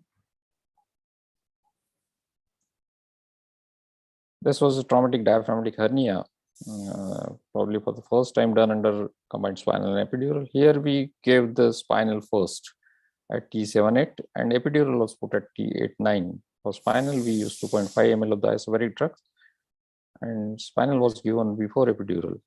You see, whole of the left hemithorax was filled with intestines. This is diaphragmatic mesh repair being done.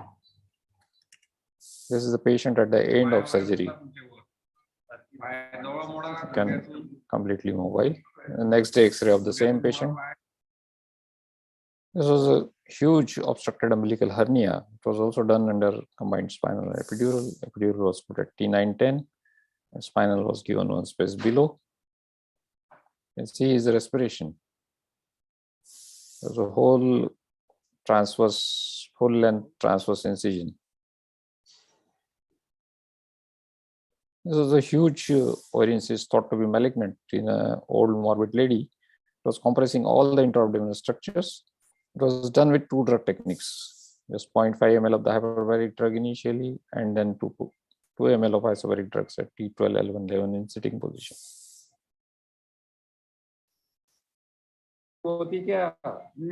It was a very huge cyst, so her cyst had to be ruptured.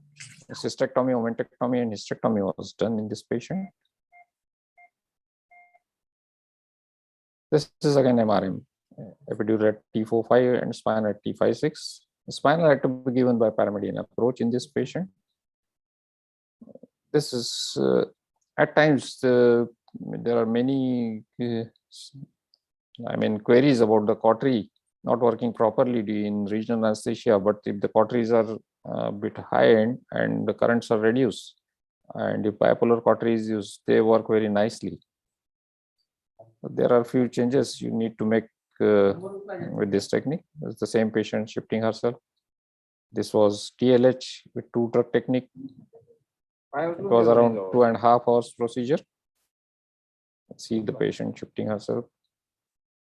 This is CA vocal cord with post-recurrent occlusion for feeding gastrostomy. Spinal was at T89, just 1.5 ml of the cleovipivacin and bilateral rectus sheath block.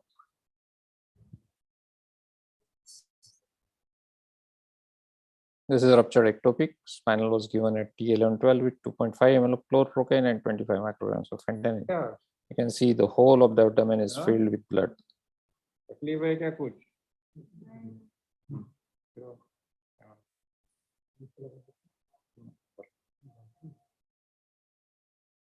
This is a patient, she's a relative, she was a relative of a doctor for posted for TLH.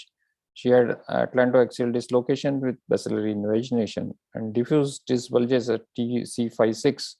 Her C1, C2 fixation was done and she had very limited mouth opening, and she used to get vertigo during neck movements. She was very much worried about her neck movements. And when concealed her about the spinal, she happily agreed to it, and it was done with 2-drug technique. This is the ruptured liver abscess, 21 years female. The hemoglobin was just 4.9, CRP was 43.9, creatinine 1.27. You see the whole of the abdomen was filled with blood, pus.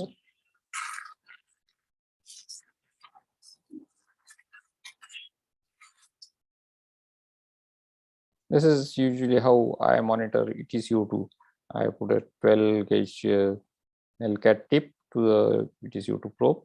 Whenever there is the special probe for ETCO2 monitoring under spontaneous is not available, this is simple appendixectomy going on. The patient shifting herself. This is a pediatric patient, 8 years old.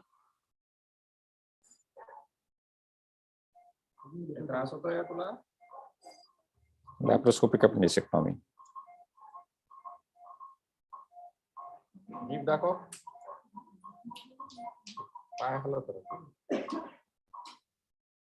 This is an obese lady for removal of polyp, cervical polyp. It was given in sitting position, T12L1. This is after 1.5 hours. Procedure went on for 40 minutes. And this is after 3.5 hours. She is completely mobile. This is a special patient. Actually, he was a patient with difficult intubation and was intubated with difficulty. And somehow he was accidentally extubated before the surgery could start. There were a lot of issues. The surgeon postponed the patient and he came back again after 3 weeks. He was actually told about this technique of segmental spinal and he agreed to it. And here you can see he is watching his own surgery, laparoscopic cholecystectomy. Consent was taken. This is male MRM, recently done with erector spinae full concentration talk. The patient shifting himself.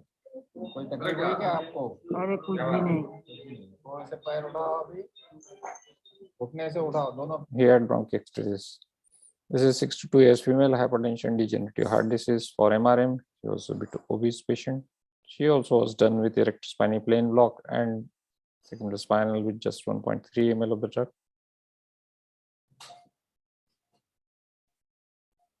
Same patient at the end of surgery and after 3.5 hours, the patient moving herself.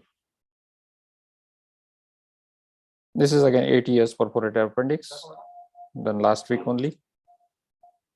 You can see the abdomen filled with pus.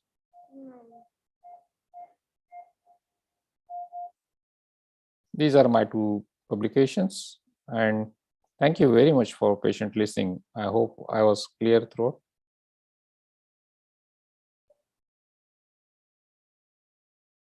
Oh, thank you, Dr. PALIWAL. You can stop sharing the screen now. Okay, sir. Excellent talk and a lot of very valuable pearls learned today.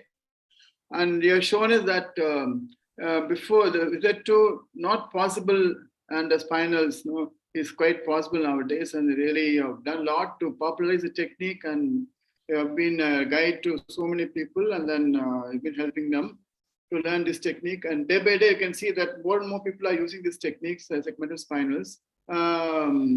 And we have learned few things here today, points. That is, as per one admission, that we can't do it in neck level, cervical level, as well as the caudal level, whereas these are possible with epidurals now.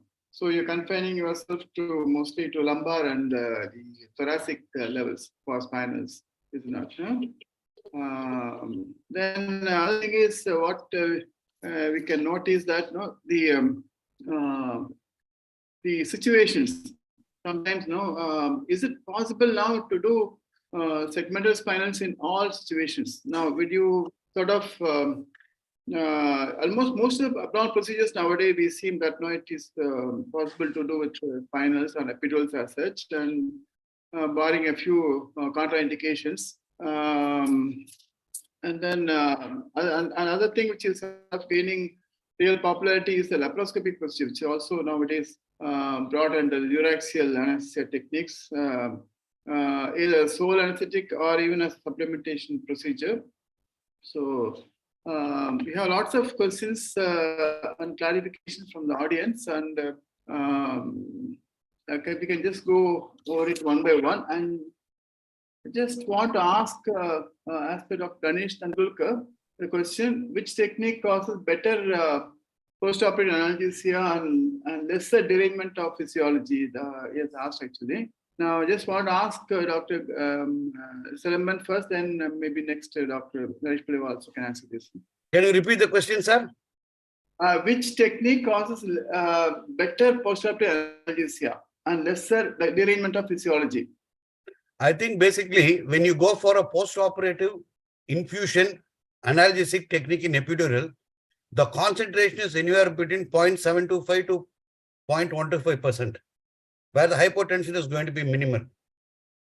Whereas when you use it at the spinal level, I am totally unaware of how totally my first time listening to a talk by Dr. Naresh PALIWAL, and a lot of doubts, and I have no idea about how you go about segmental spinal, and this is the first time I'm listening to it. So really, I cannot highlight how much derangements will occur in the post-operative period. But as far as epidurals are concerned, because of the low concentration of the bupivacaine that is used, the derangement is going to be very manageable.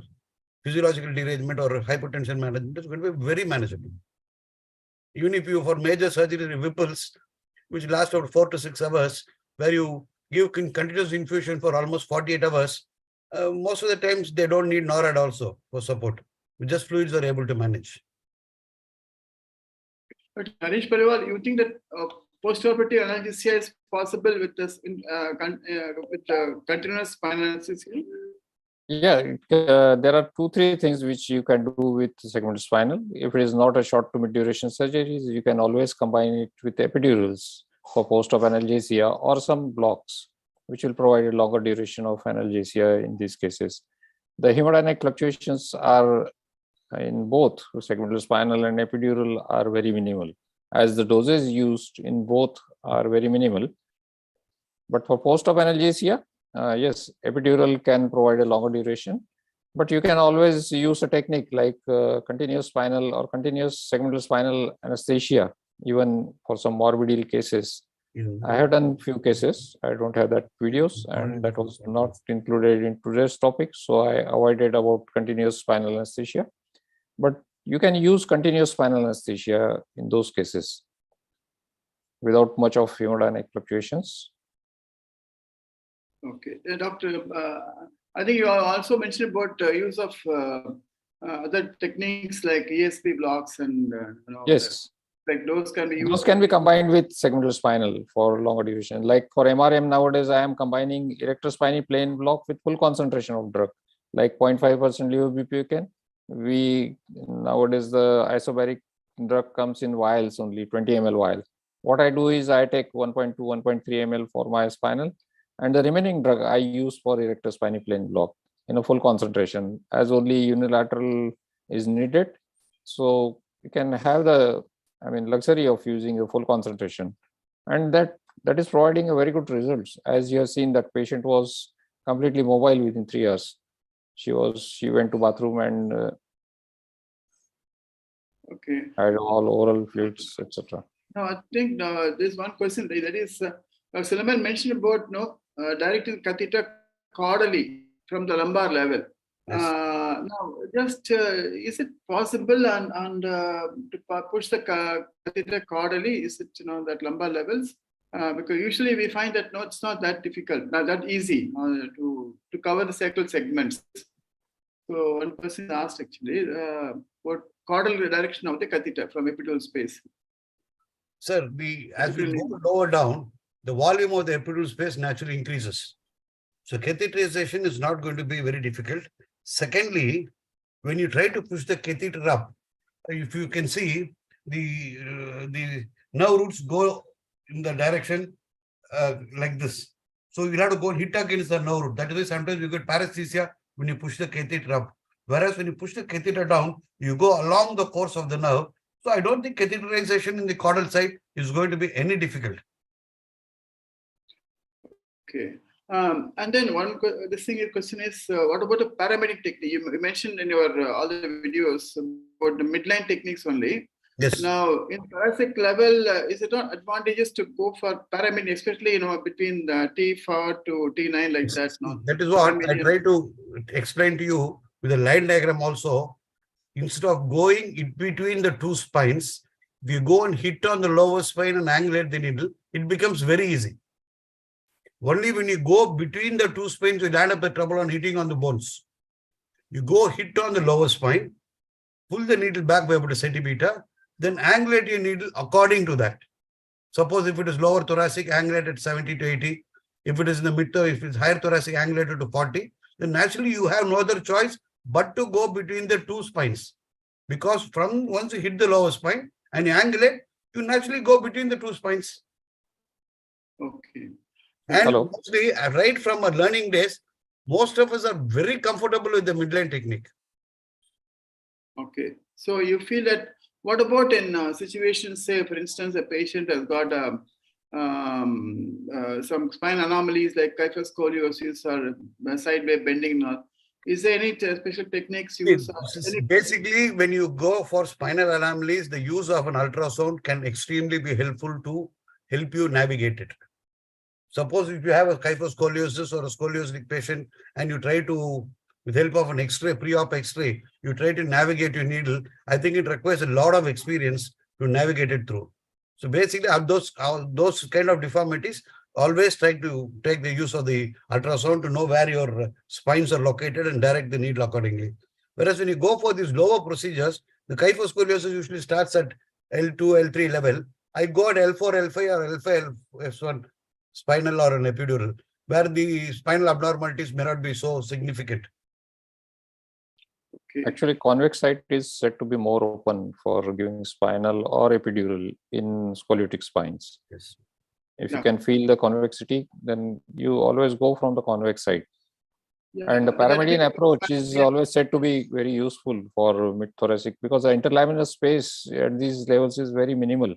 And at times it is, you find difficult to negotiate that space, interlaminar space by midline approach. So the trick is either go paramedian or paraspinous approach, as I have shown. Just the angulation towards midline should not be more. Many times the angulation is more and then you enter to the opposite side, I mean, either intercostal space or in other structures, paravertebral spaces. So the angulation should be kept to the minimum when using paraspinous approach and even for paramedian approach, not more than 10 to 15 degrees. Dr. Naresh, you mentioned about the use of segmental spinals in children.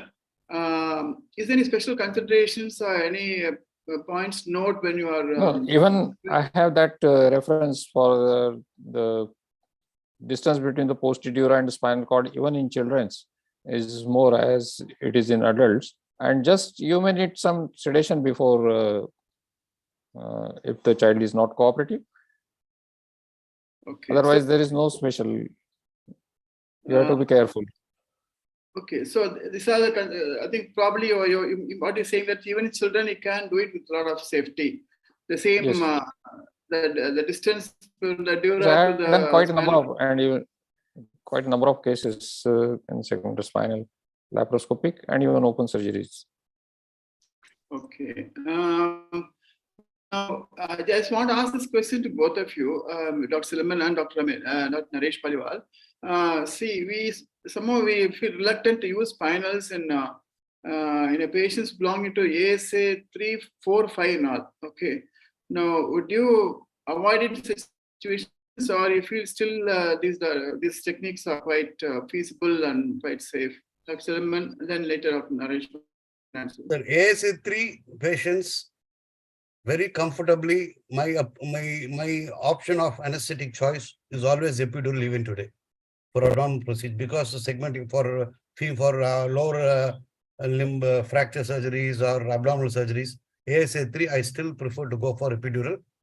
But ASA4 with excessive bleeding or very severe perforation with sepsis, those kind of cases, I think already the BP is going to be quite low. And even despite use of noradrenal vasopressin, to maintain a BP above 110 may be certainly difficult. So that depends on case wise, how you get the patient. What are the derangements that make you, it's a class 3 or a class 4 patient, I choose my anesthetic. Okay. Dr. Naresh, you think segment is safer in ASA 3, 4 now? No, actually, my point is different. I can do all the cases, choose the drugs and the dose concentration differently. I've done at least 40, 50 ruptured ectopics under segmental spinal. Previously, I used to do it under general anesthesia only. But nowadays, I just do it under chloroprocaine or isobaric drugs, even laparoscopic. So initial just brief hypotension can be managed. Otherwise, the patients can be very well managed. And the due perforation, 8 days old. Actually, my journey to segmental spinal started with these cases only. Like patients from very tribal area, they come in very bilateral pneumonia, 8 days old perforation, 80 BP. And that's how I started doing this, and then sorted for the references and then started presenting it. So it is a little bit reverse journey. I started doing, say, 3, 4 cases initially in segmental spinal. You can choose the drugs. I mean, for suppose lower limb surgeries, you can choose hypobaric drugs. They do even less hemodynamic fluctuations. Recently, we have done some low ejection fraction cases for low limb surgeries. Okay. Now, Dr. Ganesh Tendulkar, he wants to know, onco patient develops severe hypotension with the minimal doses, and he wants to know how we can avoid the epidural or under spinal hypertension aspect. Onco patients. Yeah. He feels Any that they specific? they- Many onco. prolonged Many- hypotension because of the poor general condition. They develop hypotension. Do you avoid spinal cyst patients, or you can still go ahead and then choose a lesser dose? Hypotension can be managed actually, depending on the patient, what other comorbidities the patient has. Because if it is to happen, it will happen in general anesthesia also. I mean, depends on what the comorbidities the patient have. I've done many oncosurgeries under segmental spinal and epidural, combined them together for better results. And even if there is some hemodynamic changes, you can always manage it, as you can do along with your this thing, general anesthesia. The advantages here are patients post-op chances of going on ventilatory support and pneumonia are less. Post-op analgesia is better. Any anesthetic technique that produces hypotension may not be a contraindication for the use of spinal or epidural, because we have wonderful drugs now to maintain the BP, and it is very easily manageable. Whether it be an onco case or a non-onco case, whether you do it under spinal or you do it under epidural. If the technique is supposed to produce hypotension, it can very comfortably be managed. Unless it is an emergency surgery, you can always take a time to build them up. Yes.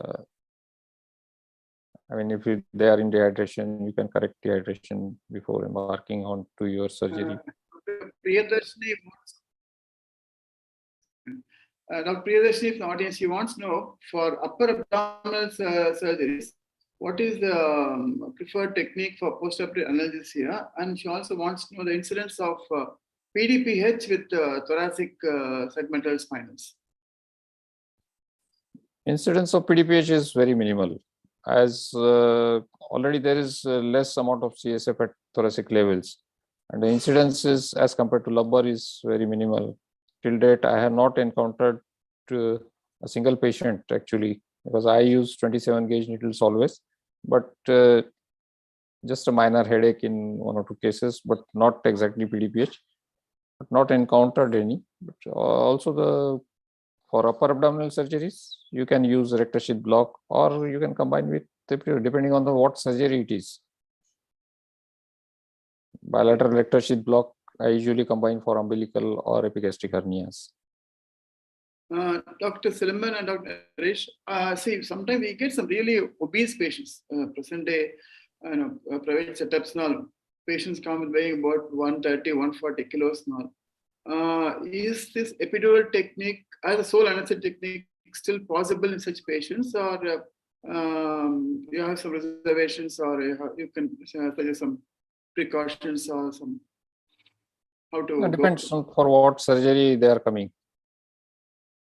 Obese patients, they are coming for many operations, abdominal operations, bariatrics, and whatnot. So some of them come for even cesarean sections also.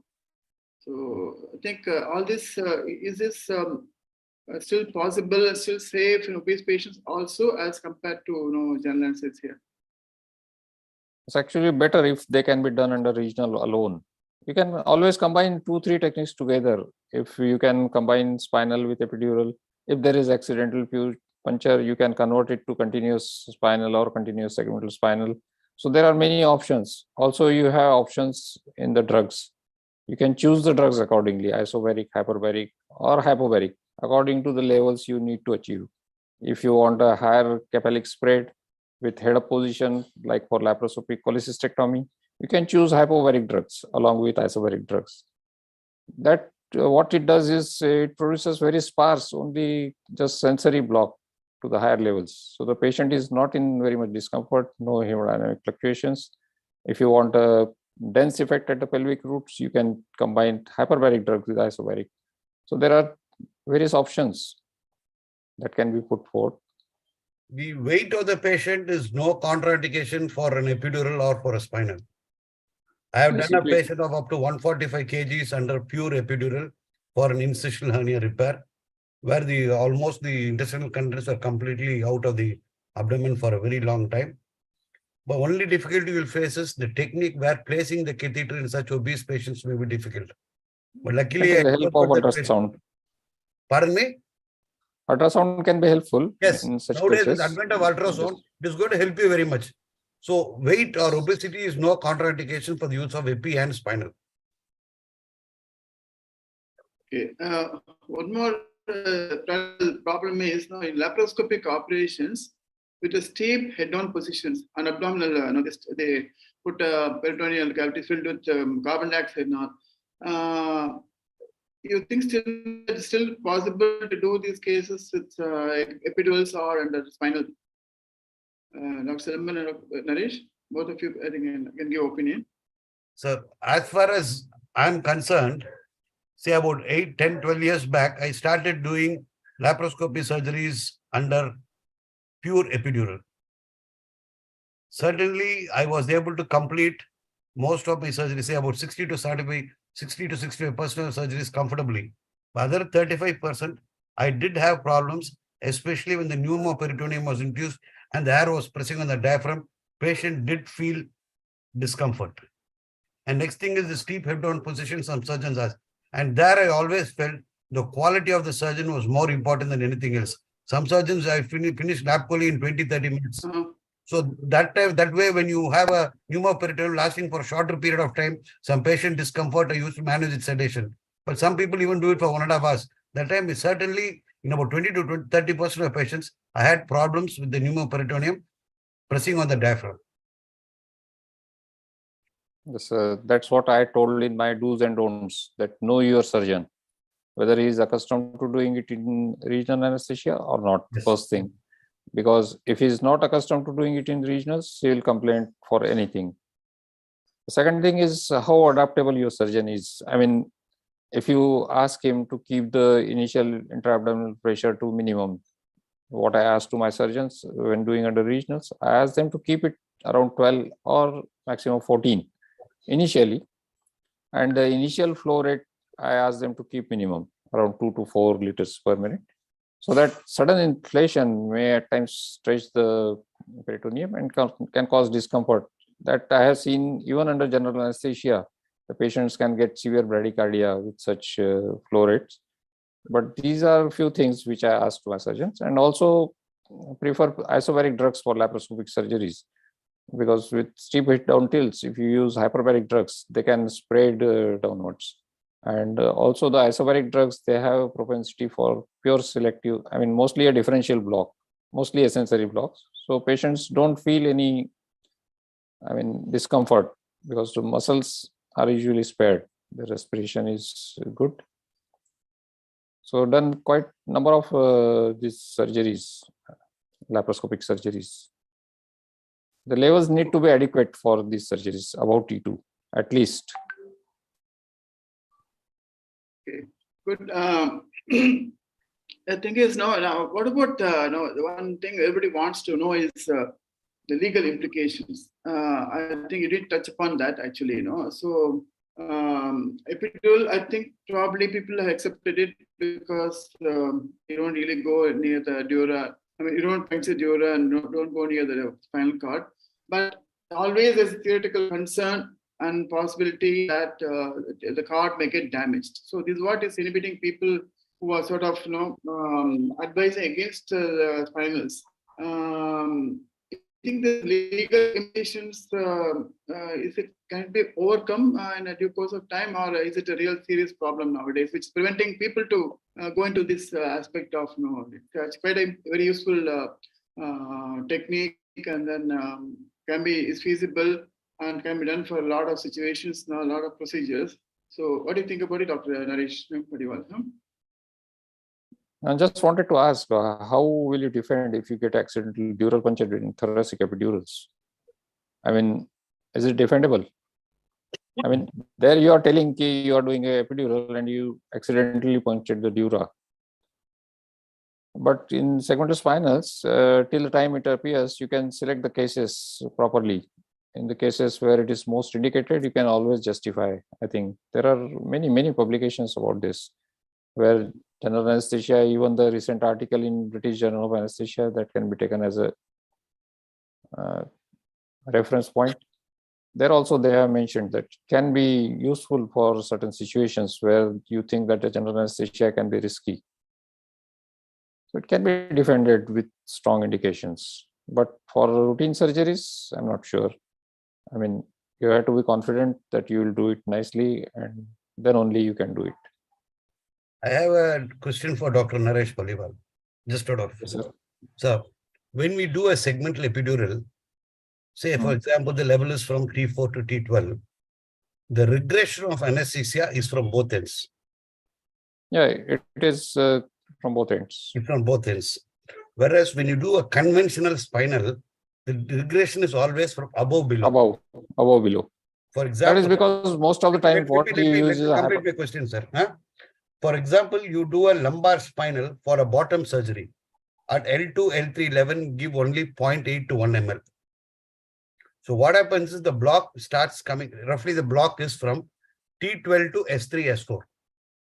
And it starts regressing from above below only. Does it regress from below upwards also is my question.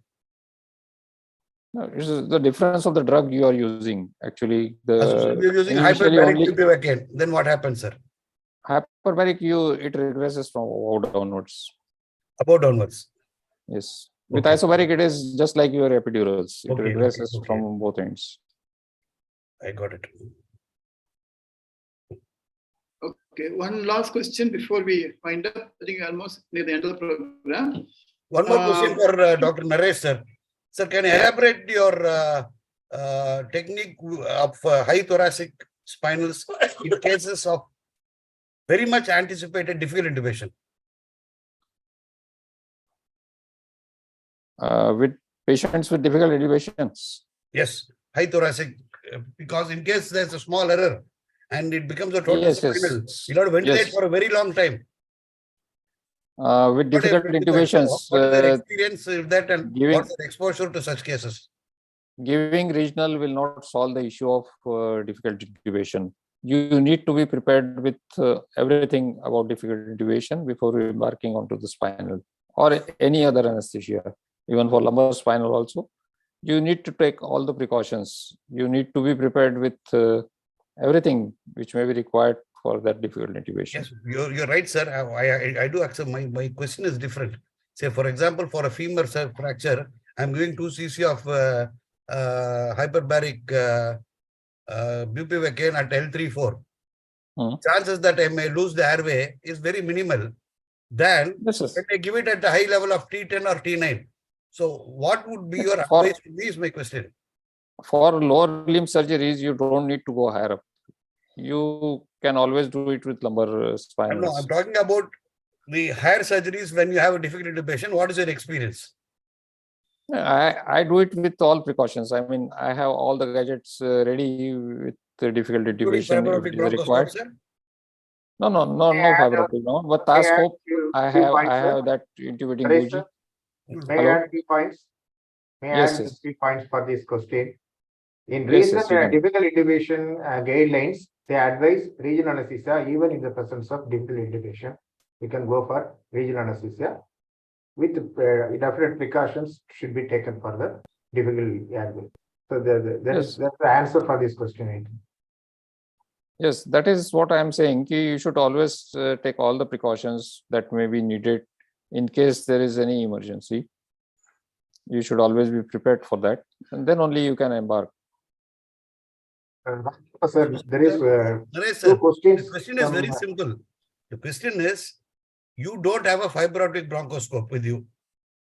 No, You the do fiber a optic high thoracic bronchoscope is not intubation. needed. I have a task scope. Assuming you I are have assuming it has become a total spinal. Suppose Yes. you go for a GA in that procedure, you are going to Okay. ventilate for about 3 to 5 minutes because anticipated difficult intubation, you're going to give succinylmethonium. Here, if it becomes a total spinal, you may have to ventilate for 1 hour.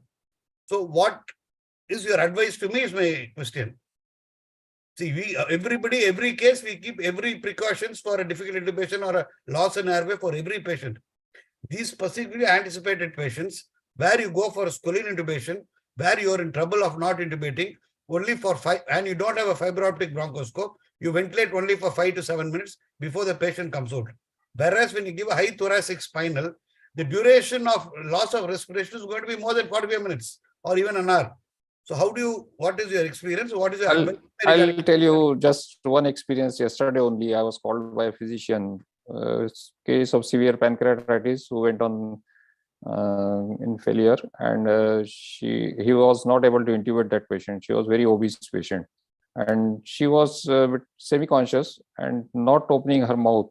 Actually, she was keeping her mouth closed. It was difficult to intubate. Tried opening, scoline was not available, and she was ventilated for some time. And then at the last resort, what I did was took a CVP line guide wire, did a retrograde intubation in that patient. So there are many things which you need to be conversant with. Like I can do blind nasal, I can do and blind intubation after giving scoline, or you can use SGDs, supraglottic devices in such cases for time being. Or we have task scope, which is also very helpful. We have booging ventilators, we have cricothyroid atomic kit. So there are many equipments available, even if you don't have fiber optic bronchoscope or this thing available. Can I'm just going to give an opinion on this. My own opinion only. See, I think whenever we have a difficult airway situation anticipated for elective operation, which is likely to be a very severe procedure and maybe with a lot of fluid shifts and all, I feel it's safer to go ahead with securing the airway first, maybe awake, FOB guided or whatever technique, and then only venture into other. I mean, give GA for the case. This is my opinion actually.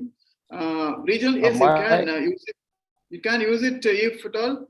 Peripheral operations now, which is not likely to cause much of a problem, and anticipate problem is not much. But still, whatever you said applies. See, like keep everything ready in case of difficult. But when you anticipate difficulty and this operation of a major nature, I think better to go for a secure the airway first. What I feel. Okay. Yes, that's what I'm saying. It depends on what procedure you are going on for. If you are going for a lower limb surgery where the chances of patient requiring intubation are very minimal. So in that case, you can just prepare for the everything ready and then go for regionals. If the procedure is like such that you may need, there are a high risk of intubation. In such cases, you need to secure the airway first. I mean, major procedure or major fluid shift, as you said. In those cases, you can choose the technique accordingly. But when the chances are minimal that the patient going in for total spinal with very minimal drug are very minimal, or patient getting some anaphylactic reactions, or patient going in for shock, the chances are minimal. In those cases, these are rare happenings, can happen anytime. In those cases, you can prepare your difficult airway cart ready, everything ready, and go in for regionals.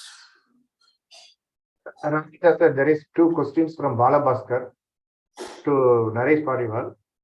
The first question is, in case of patients with low cardiac output, can we take a segmental spinal? The second question is, how to manage shoulder pain in segmental spinal? This is from our senior member. I'll take the second question first. The shoulder pain is not encountered if adequate levels with segmental spinal are achieved. And a few things which I already told, that intra-abdominal pressure and flow rate, initial flow rate kept to minimum. These things, if they are taken care of, then usually there is no shoulder tip pain. And if it is there, you can use the sedation like Dexket, that can be used. And the second question about the low ejection fraction cases, I have done many cases with like one case of PPCM, peripartum cardiomyopathy, which I did, was having an ejection fraction around 26 only. And there what I did was, I did with just 1 ml of the isobaric drug and combined with epidural. Just 2 ml of epidural top-up was needed along with 1 ml of isobaric drug, and the patient was okay. Next day she was moving. The epidural was used for post-op analgesia also. So you can combine these techniques together. You can combine 2-drug technique also for such cases. Thank you. Sir, please go ahead. Dr. Naresh and Dr. SILAMBAN, after giving epidural or spinal as a sole anesthetic technique, how do you take care of patient comfort intra-op? Like what kind of comfort? You're talking about sedation? Yes, because they are going to be awake and then major operations are going on, and then how do you sort of take an intraoperative comfort? So sedation is required. We sedate the patient either with midazolam or dexmedetomidine or combination of both. Okay. Yes, intrathecal adjuvants we use generally, and very little sedation is required after that. See, when you go Plus, what I do is I use some blocks additionally. So when you go on a total continuous epidural, like staging laparotomies, which may last up to 4 to 5 hours, good sedation is certainly required for the surgery to proceed. Because when you talk about a continuous epidural technique for surgeries, about Whipples or cystectomies, it may last 4 to 7 hours also sometimes. Staging laparotomies take such a long time. So pure epidurals, if you have to do it under them, good sedation is a must. I use a combination. Recently we have started doing it under continuous spinal with new catheters available, interlong 25 gauge catheters. That provides very dense and effective blocks with very minimal drugs for long duration surgeries in very morbid ill cases.